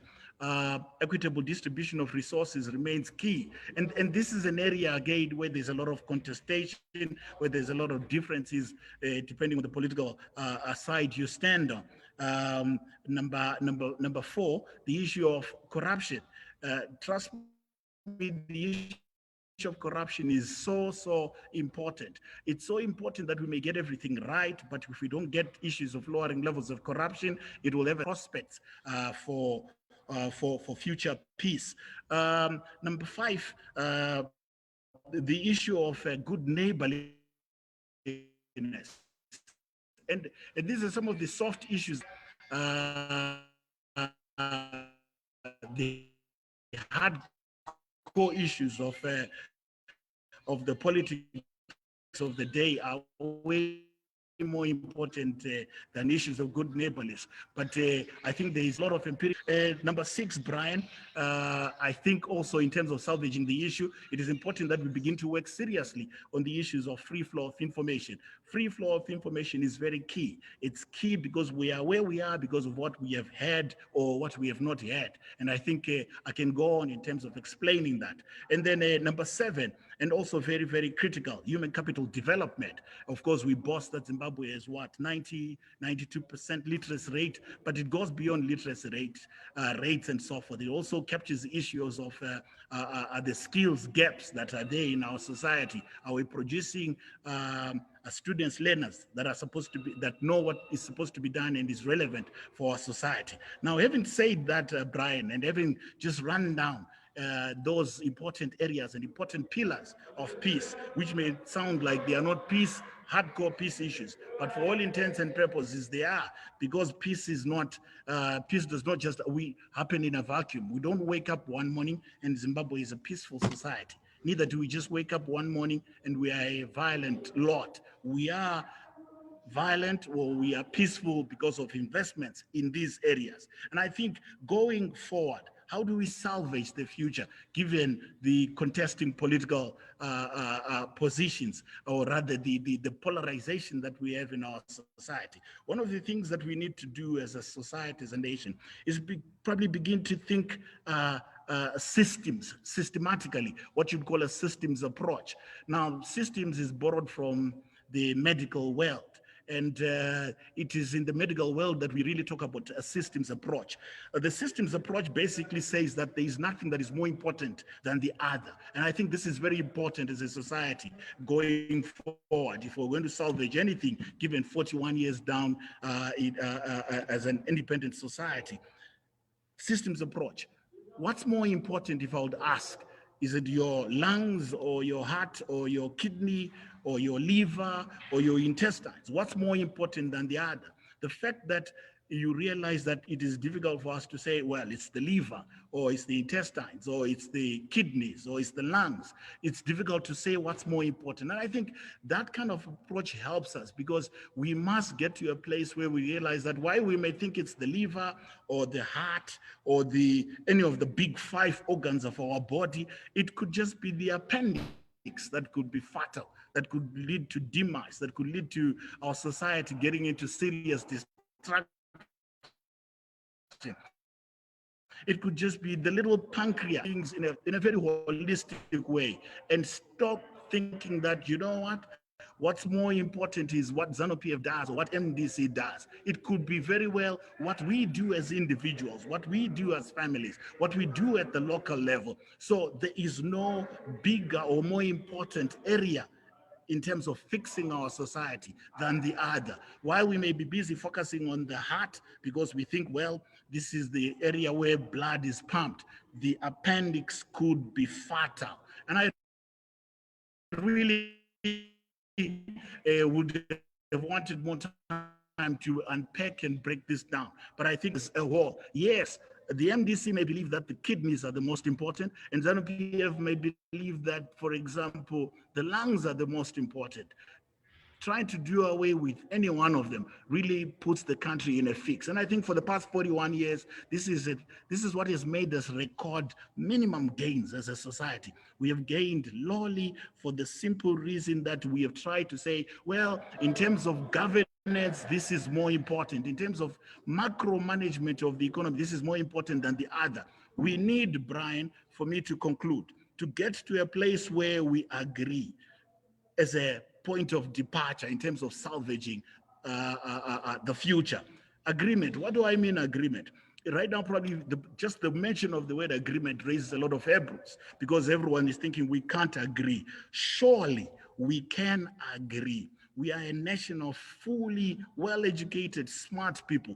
Let's teach ourselves to agree. Let's agree starting today, just on one thing. If we're going to salvage the future, let's agree. Let's agree that the distance between Bulawayo and Harare is 400 kilometers. Let's have Fadzi here and Simon Kaya Moyo have the nation sleep on the fact that we agree that it is important that we love one another. Can't we agree on that?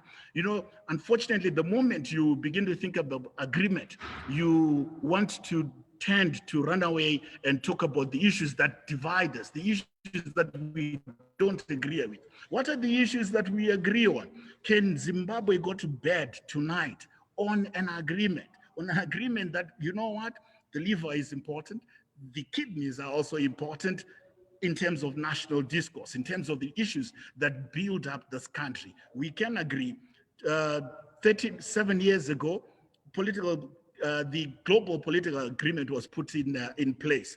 Those that crafted this thing called it a political agreement, called it a global political agreement. I'm not going to urge or advocate for a GNU or a global political agreement again, but what I'll advocate for is an agreement. Can we agree on something as Zimbabweans? Surely it is devastating to even begin to think that we have failed to agree on anything. Can we agree on something that will give us positive energy to begin to say, you know what, we have agreed that this is important, that this is vital, that this is critical. And then from there, when we get that positive energy as a society across the political divide, we can begin to salvage the future. Thank you, Brian. I see you've put up your face there. Thank you for the opportunity to share. Thank you, my brother. I need to make sure that Nicolette, you all hear Nicolette. You have the same privilege that I have. Nicolette, Namatai, and Co are some of the most fantastic people I have the privilege of listening to, apart from you guys on this panel. So I don't want you to be deprived. I hope, Nicolette, you are still here. I invite you to share your vision of how we can redeem our country, our future, and our imagination. Thank you, Nicolette. Good afternoon, everyone. I'm Nicolette, and I hope you can all see me and hear me clearly. Yes, we can. Perfect. So yeah, so I'm the 90s baby here. I'm 31 years old, born 1990. And my topic is with the role of youth with regards to salvaging the future. So I think the first thing that we need to look at is demystifying the notion that the youth are the future. And we are actually the current, and we are the biggest group within the demographics. I mean, 18 to 35 and 45 in this country, if not 50. But yeah, I think that's where we need to start. And also just closing the gap between us, the youth, and our senior leaders. So as I was just listening to all the great panelists that have spoken this morning on where we've come from, where we are, and possibly where we are going, there's a big disconnect between the seniors and us, the youngies. And this is politically, you have experienced independence or even pre-independence, the fighting. And so we do not recognize that. We do feel the social injustices of colonialism, but we do not we did not experience them. We feel them, we do not experience them. So when we are urged to fight, we do not understand the fight. We cannot inherit the fight, but we do understand why you are passionate, about this fight and independence and addressing all these social ills that have become of our Zimbabwean country. So I think there's a big gap between the young people and the senior people across all boards, that is politically, economically, and socially. So I think reducing that gap and meeting in between would be the first part of us salvaging the future, so we understand all the three phases, where we've come from, where we are, and where we're going, with all three parts of the generation actually understanding what's important on the ground, theoretically and practically. So I think that's where we would start. Secondly, I think we'd look at depoliticizing individual healing. So we've spoken about colonial freedom. We've spoken about civil wars like Gukurahundi that have broken up post independence. And I think going back to social healing individually, is the foundation of social unity. I think that's where it starts. For some of us that are born frees, we do not want to inherit all of these things that have happened. But I think if we start looking at how we can look at each other as citizens across all board, again, economically, socially, and politically, and look at everything that has happened as a distant past, not discrediting everything that has happened, but look at it as a distant past, and actually start rebuilding individually, so that it spills into the community, it spills into the region, and eventually nationally. So we can start looking at each other not as a Shona or Ndebele or white or black, but also just as Zimbabwean. So we do not inherit these things, but we actually start viewing each other as citizens, and we grow from that. So the role of the youth is to depoliticize this individual healing, acknowledging this has happened, apologizing, for our past heroes if we can, and actually finding a way forward where we look at each other as Zimbabwean citizens. And politically, it's for our generation, it's sad that we are young people that have been placed in a place where we have to choose within the two parties, the ruling and the opposition. And now I think practically, or to be real, factually, to look at how now we have the ruling party and the opposition. And I think we have a group of young people that are just not interested in either of the two, but we have to adhere to these two political parties for us to choose politically where we want to align. There's no middle ground that does not concern political, that is just socio-economic. So I think having said that, I've been well known for fighting with African leaders, fighting in dialogue, fighting in debates. But I think I came to a point where I looked at it and I said, I go home, I win a debate, I win dialogue, whatever it is, and it's fulfilling. But when you get home, all of this is theoretical. There's a way that we need to do it practically. So we actually start making a change and healing the nation and, the country as a whole. So these points that I'm just going to rush through and speak in the next 5 minutes are a little roadmap that I have experienced, which is also a part of my journey that I think as youth we can follow and actually start salvaging the future of our country and the interests of us as citizens. So number one is equipping ourselves with knowledge. They always say knowledge is power. So let's stimulate our mind. Let's research. Let's look for information. We've got access to information now. We're always on social media. We've got Google. Information is just a click away. Let's start equipping ourselves, like Fadza said, let's know the Constitution. Let's know what's happening on the ground. Let's be aware and proactive. Let's see what's happening on the ground, but let's have knowledge of things that are happening and how things are happening on the ground. Let's research. So we are equipped with enough. Equipped with enough information to actually start building on a future that we desire, or the current that we would actually desire. Number two, be proactive. So I'm one advocate of us as the youth, not waiting for the government to give us, structural adjustment. Let's not wait for institutions to hand us in a silver platter. Be proactive. The law will catch us up. Everyone else will catch a moving train. We can't wait. I think we need to start going out there and actually making a change. We are the ones that see the problems on the ground, but how are we making a change? Let's not wait for this. Let's not wait for inclusion. Let's go there and actually start making a change. And I always say we are a generation that has to be problem solving. Look at your community. What's the problem in your community? Start solving that problem before you even start thinking at a national level. What are you doing in your community? What are you doing in your household? What are you doing to yourself? How do you invest in yourself? So let's start by doing that socioeconomically, and then we start spreading it out.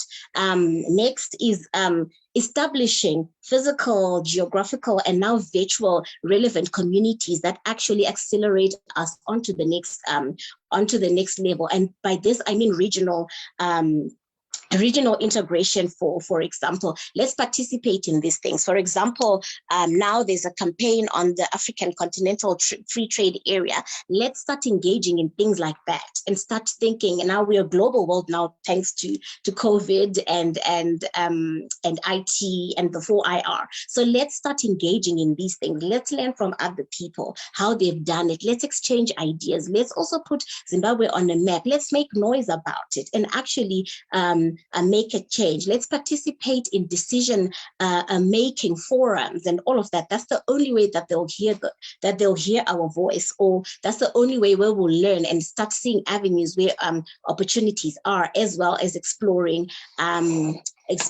access. So another thing economically that I would want us as young people to start looking at as we build on is, let's stop shying away from important industries that make us owners of production. Let's look at, let's not shy away from mining. Let's not shy away from agriculture. Let's look at manufacturing in this country, things that impact our GDP, ownership of means of production. We can't be importing toothpicks. We can't be importing things like that. Let's start thinking innovatively, so we actually start rebuilding that and not wait for the government.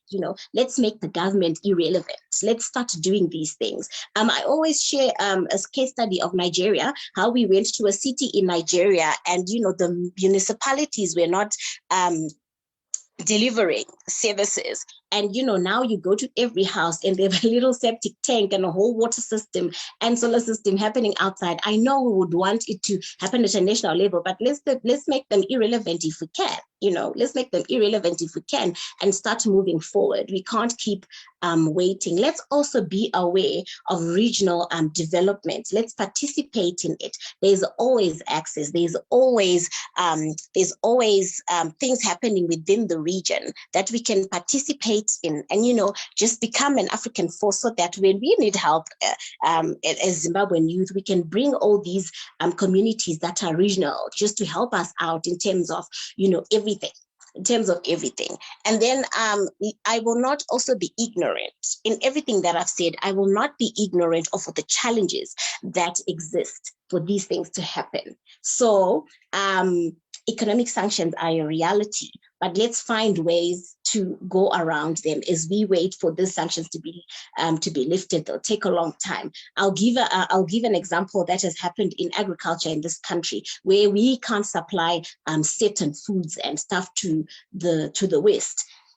But we partner with people like the Dubai Chamber that do not have sanctions. We supply to them, then they supply to the rest of the world. So let's find ways to actually salvage everything that is happening around us. There is always a way to go around it.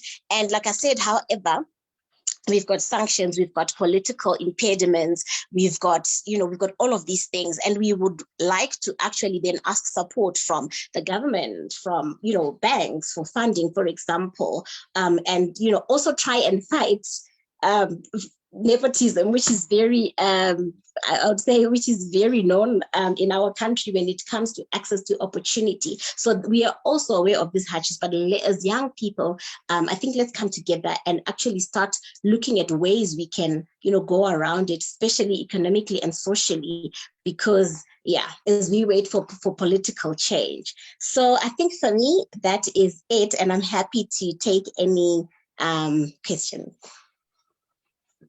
Thank you, Nicolette. So we've run through a very long day, and I don't intend to keep you here for too long.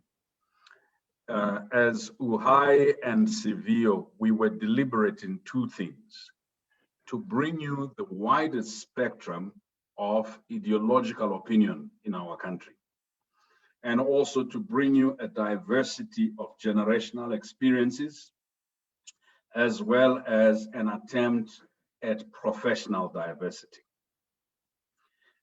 We realize that most dialogue in our country, are binaries. It's either or, and as a result, it's difficult to come up with solutions. So we brought you familiar faces, not so familiar faces, to talk about a familiar conversation, right? And we brought back through Comrade Choto and others a reminder of the class nature of our politics, the gendered nature of our politics, the questions of identity, of exclusion. So we've had a very wide sense of discussions around imagining the future. I just want to say, as we look at the questions, I'm asking as I speak, please look, all of you look at the questions in the chat, the speakers, and just choose the ones you want to answer. I'm not going to try and read all of them. I constantly say to Dr. Mrisa, the problem with our country is that it has been run on memory for so long that we have almost muted our imagination. And that the challenge we have is to reactivate our memory using proper evidence and also our imagination. And there couldn't have been a better start than we got from my brother Depros Mchena and our host Tendai Mrisa. I want to allow us to reflect on the questions that were raised specifically for the last panel. For Pastor, I'm quite sure you've read the questions that were raised for you. Trust, I'm quite sure you've looked at the questions that were specifically for you. Nicolette, you are looking at the questions that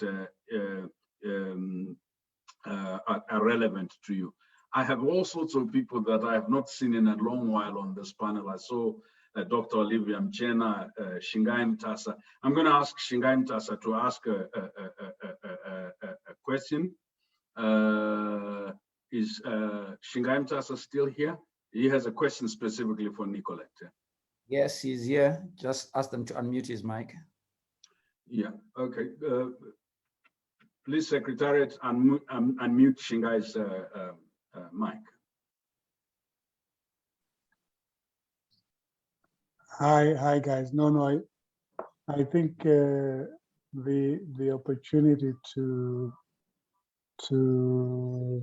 ask many questions to the deliberations will be available. I'm just so excited to hear Zimbabweans. I have to say, being a Sorry, Shingai, you've gotten muted, huh? Yeah. I got muted. Yeah, now you're back, yeah. Okay, I have to say, as a baby boomer, I'm so excited to listen and hear the younger generations discuss and talk about our country. But in many ways, I think we have to meet physically in some of these conversations. Again, I come from a world where people see each other. So at some point, I'd love to get Tendai to arrange for us to have a session and a more deliberate discussion about our beautiful country. But I was so impressed with a lot of what Nicolette said, as with what I heard Fadzai, because that's when I came on, Fadzai, Brian, Wamandaza. I'm just in awe of the potential of our beautiful country. So at this point in time, no questions. Thanks, Shingai. So the questions are in the channel. So Fadzai, we're going to start with Fadzai and we're going to end with Nicolette. So in between, we have, after Fadzai, we'll go to, I think, Gaino, and then we will take it up, Alex, and then follow, end with Nicolette. So I won't interrupt you, just choose. You have less than 3 minutes each, and there are 6 of you, so it's 18 minutes, and then we can round up this conversation. We want people to come next time we invite them.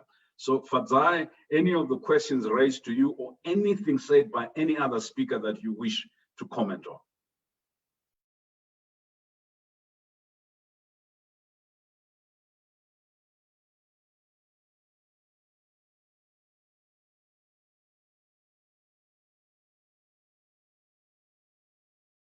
Sorry, is Fadzai still here? If Fadzai is not, then let's ask Alex.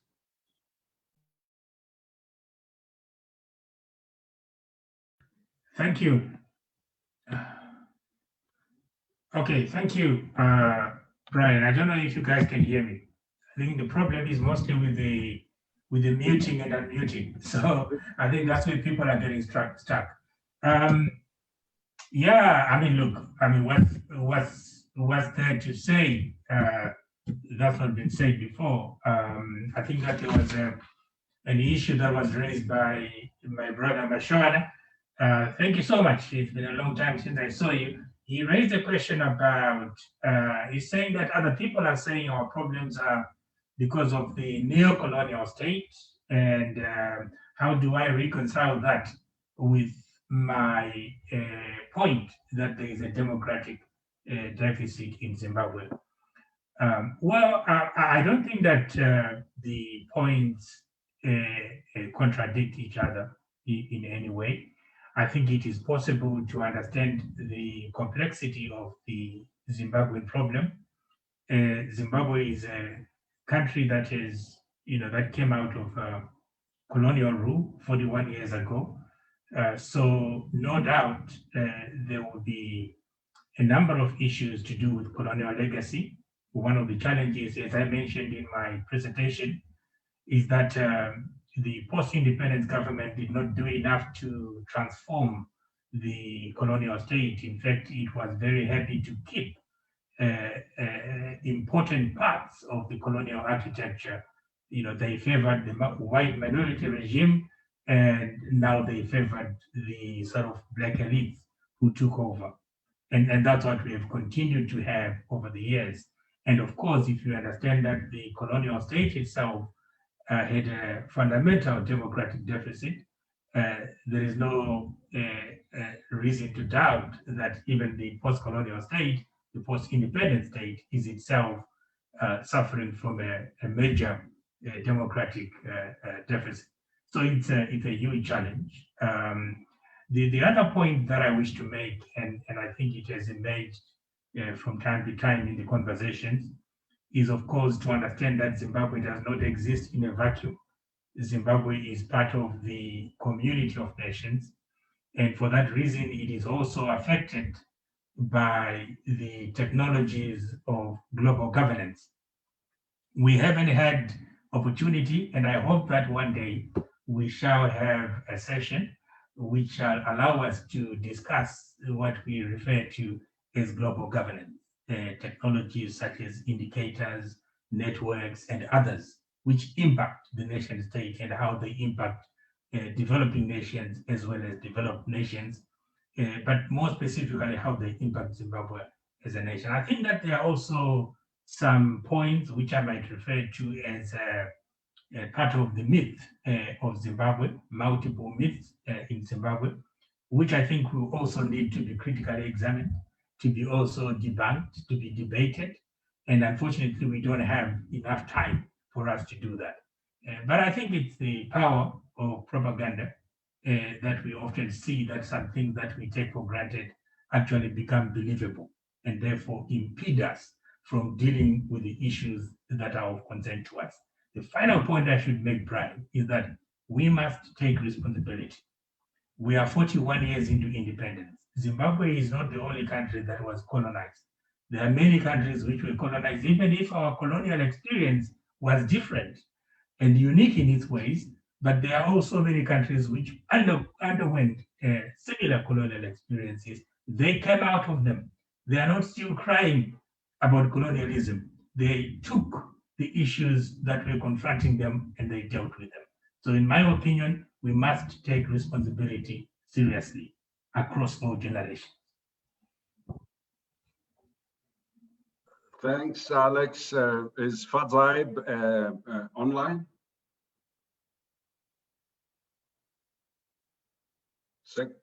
Please just check if Fadzai is online and if she's having problem unmuting.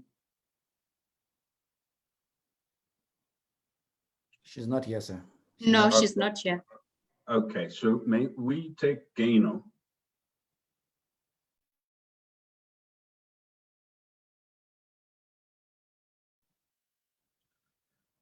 Dr. Paradza?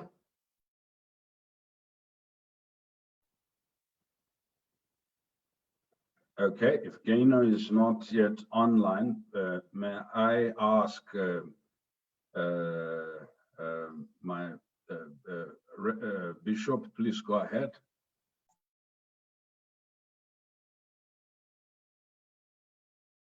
Pastor Mandaza. Yes, I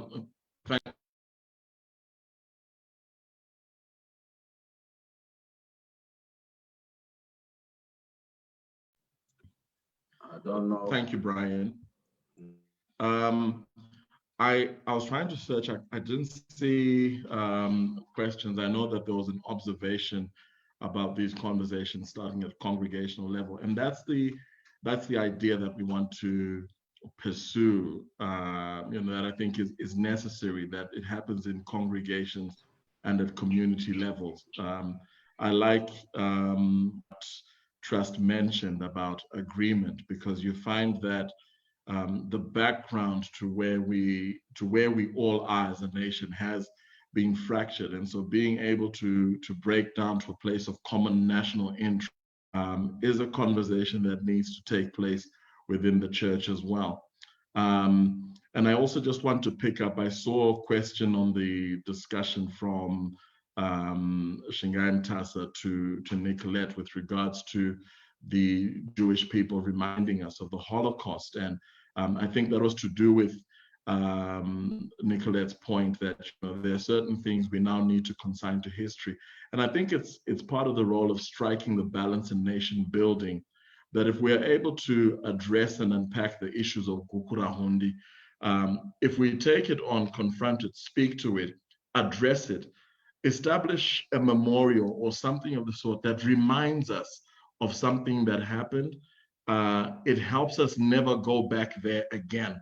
I think that's the issue around the Jews and the Holocaust. So as a nation, as Rwanda did, South Africa, I think, has done the same with their process. We need to find a point where a conversation is held comprehensively, address the issues conclusively, establish a memorial for future generations, but let's be forward-looking as well, as Nicolette has rightly pointed out.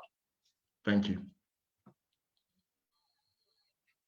Thank you so much, Trust.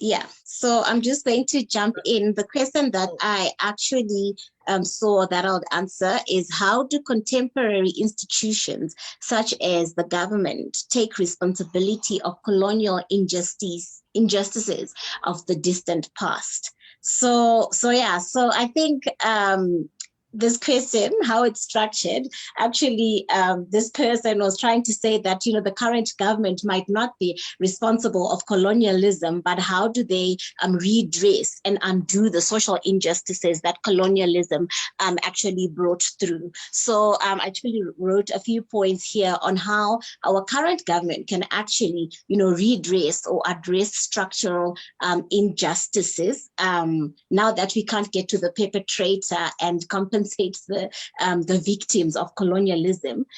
So I would say our government has to, make up laws and a constitution that addresses those that were affected. This is the victims, in South Africa, there's the BEE, that is questionable, but yeah, they should start actually doing that. We talk about land distribution, but it also has to be meaningful when it comes to that. Let's actually address those things, but putting in place constitutions and laws that address this past misfortunes or disadvantages that we had as Black people in our own country, and start prioritizing the needs of our citizens socio-economically, and then also looking at a more social level, norms and values, where the government actually erects purposeful institutions that are institutions that are well established to produce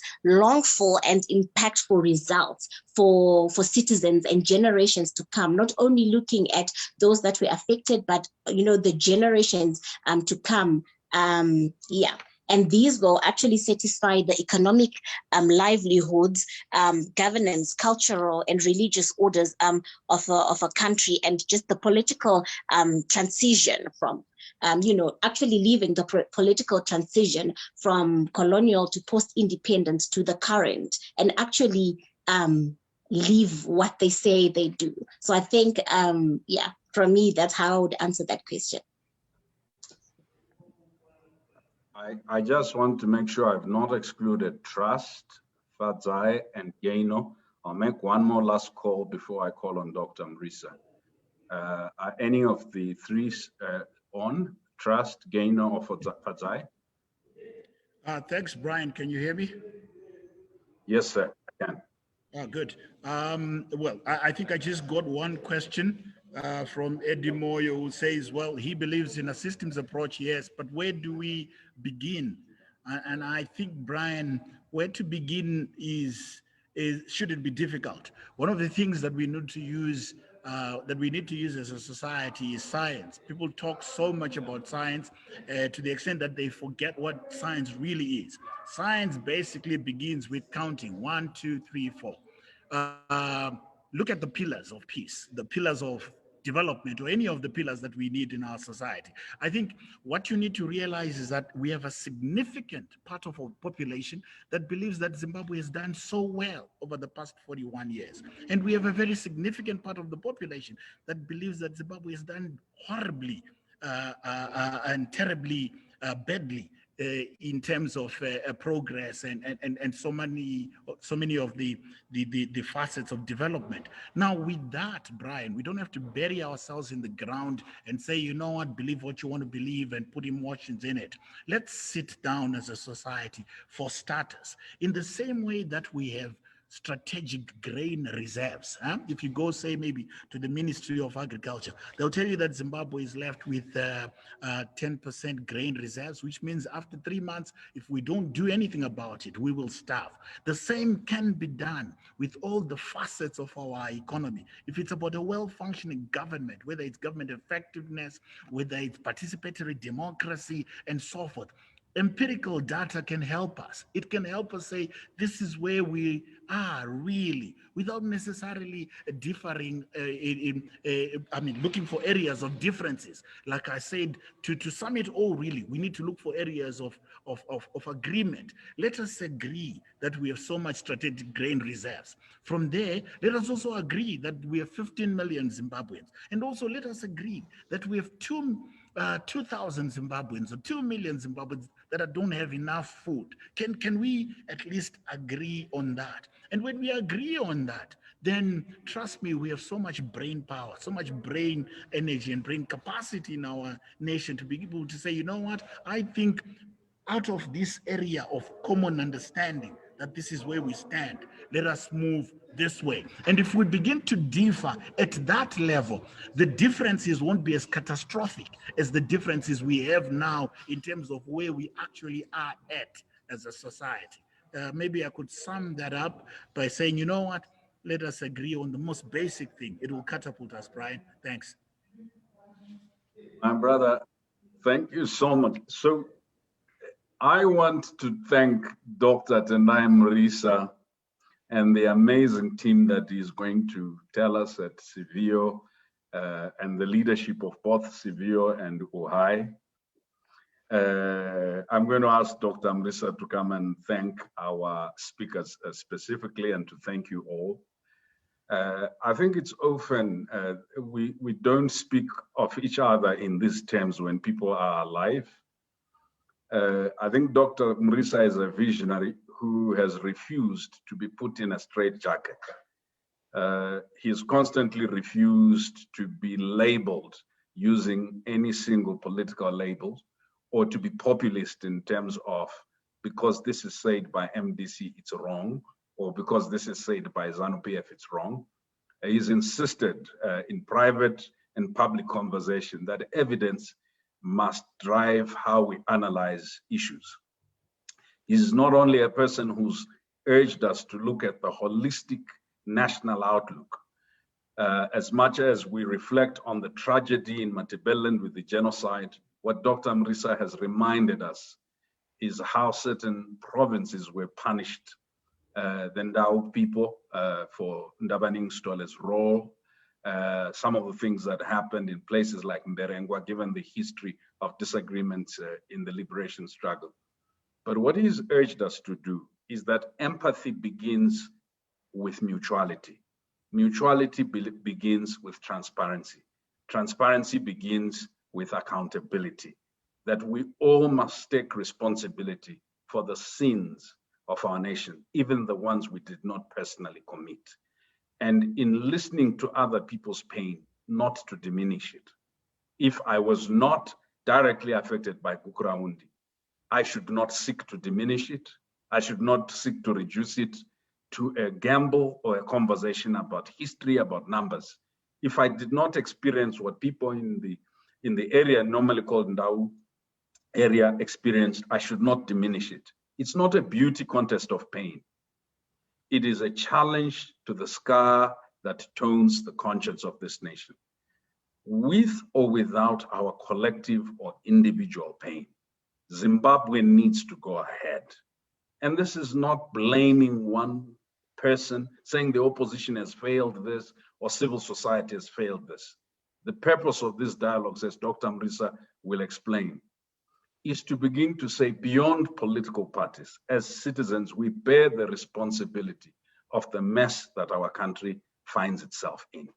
Yes, it's been authored by governments, but largely those whom we have voted, even those who have stolen elections. I hope you had a wonderful time, but let me call on our host, Dr. Mrisa, to explain to us what this was about and whether you will hear anything from us going into the future. Dr. Mrisa, over to you, sir, and to close us off. Brian, you're very kind. I don't know how you keep calm throughout the whole 3 hours we've had, or 4 hours. So I'll start off by thanking you for the work, the incredible work you have done, and coming on board the way you did when we came up with this idea and to say, let's do it on the 19th. The objective was very simple. We are tired of independence celebrated in this way, a presidential speech and a football game in the afternoon. That has been sort of the diet of Independence Day in our country. But at the end of the day, like everyone has said, that there is lots of disappointment, dejection, but we felt like this would be a good occasion for us to sit as Zimbabweans and talk about where we are as a country. Because all of us have a stake. We may not have positions in any political party. We may not be holders of any public positions, but we are Zimbabweans. And just the fact that we're Zimbabweans, I think we have every right to talk about our country in a manner that we see fit and to explore ideas on how we can get out of the rut, the difficulties that we face. So I think my first point would be to apologize. I owe so many people an apology. The panel, when we were talking, there was a tweet that was posted, which was very poignant. And initially I tried to make nothing out of it, but it's a very important one. A colleague raised the issue to say, if this is truly national, how come we only have one person from Matabeleland? Then I said, I'm actually from Matabeleland. I may not come from rural Matabeleland, but I was born and raised Wobulawayo. But it was an important question because the author of the tweet then came back and says, okay, I hear you come from Bulawayo, but we're looking at Ndebele speaking people, not just Shonas who come from Bulawayo. So in the quest of inclusion, it's a point noted. We need to diversify participation. We need to make sure that we're inclusive in our discussions.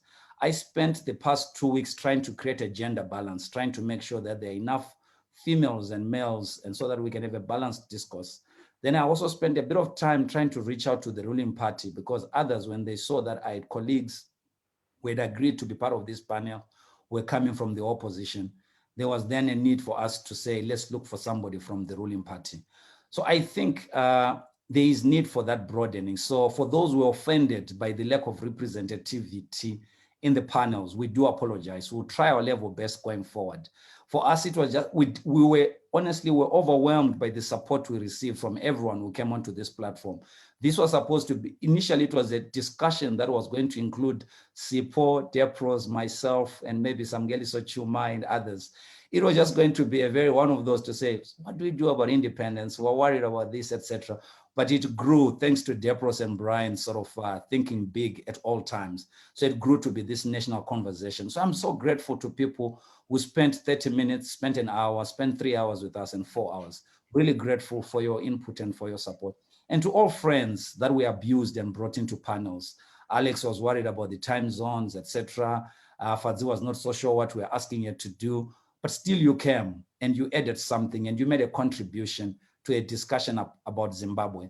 And we're so grateful that you took your time. At the moment, it's difficult to have conversations, even though we've moved to Zoom, because some of us in the NGO sector, we now believe that somebody else should give us data, whatever. And we didn't have a budget for this. This is outside of Sevilla's planned events. So we didn't have a budget. So I'm grateful to those colleagues who came and did this and shared their passion. You could tell that every presenter was not only presenting facts, but it was very passionate, because this is the Zimbabwe we love. And I believe, given the wicked problems that our country faces, not wicked in the sense of immoral or that which is opposed to God, but wicked in the sense that they are difficult to define, difficult to understand in terms of their roots and where they have come from. I'm glad that we can have this dialogue. Dialogue is very important in any society. Every society needs to have a conversation within itself. Half the time we're convened by those who hold budgets. We are convened with those who hold power to speak to us or to speak about us. But we need to have these conversations amongst us as Zimbabweans and begin to discover what we can do as a people. And I welcome the invitation from Koma Shingai around the need for face-to-face meetings. We will organize, but we'll also be knocking on your door for help to have these and make them make a success out of them. But what we can commit as Sevilla and what we can confirm on this platform is there will be a report from this conversation. It could be in the form of a very long report, but there will also be a summary of issues, especially the takeaways, especially from the last panel, from what Alex was suggesting, what Fadzi suggested, what Gaino suggested, what Trust, Pastor Elliott suggested, and Nicolette suggested. We will have those action points and begin to identify areas where there's action points can actually be actualized, but also use it as a reminder that we held this conversation on the 19th of April, that if for whatever case we have a similar conversation next year on the 19th of April, there's a bit of stock taking about what we've accomplished. But we are going ahead with these national dialogues via Zoom and also face-to-face as and when resources permit. Throughout the year, we'll be looking for opportune moments to do this. But between ourselves and my colleagues at OHAI, we have a Pan-African mandate, which is beyond Zimbabwe. So our next conversation is actually about the meaning of Africa Day. It's going to be held on Africa Day. And we'll make sure that we advertise this. We'll have Pan-African speakers that will speak into Africa's affairs. We'll try to hold it in a similar way we held this conversation about Zimbabwe. But the idea being, again, we need a conversation about our countries. We cannot leave these important events to leaders or those who hold political office alone. All of us in our different respects have a role to play and a contribution to make. And then finally, I would like to call upon and to thank my colleagues at Sevilla who could not have done this by ourselves.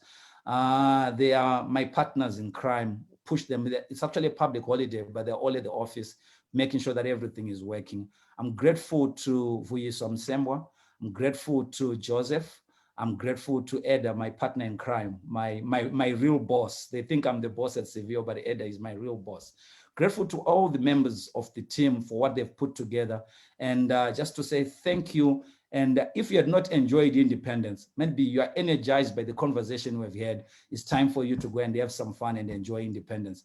Thanks again to Brian Kagoro for helping us throughout the day. Thanks, colleagues.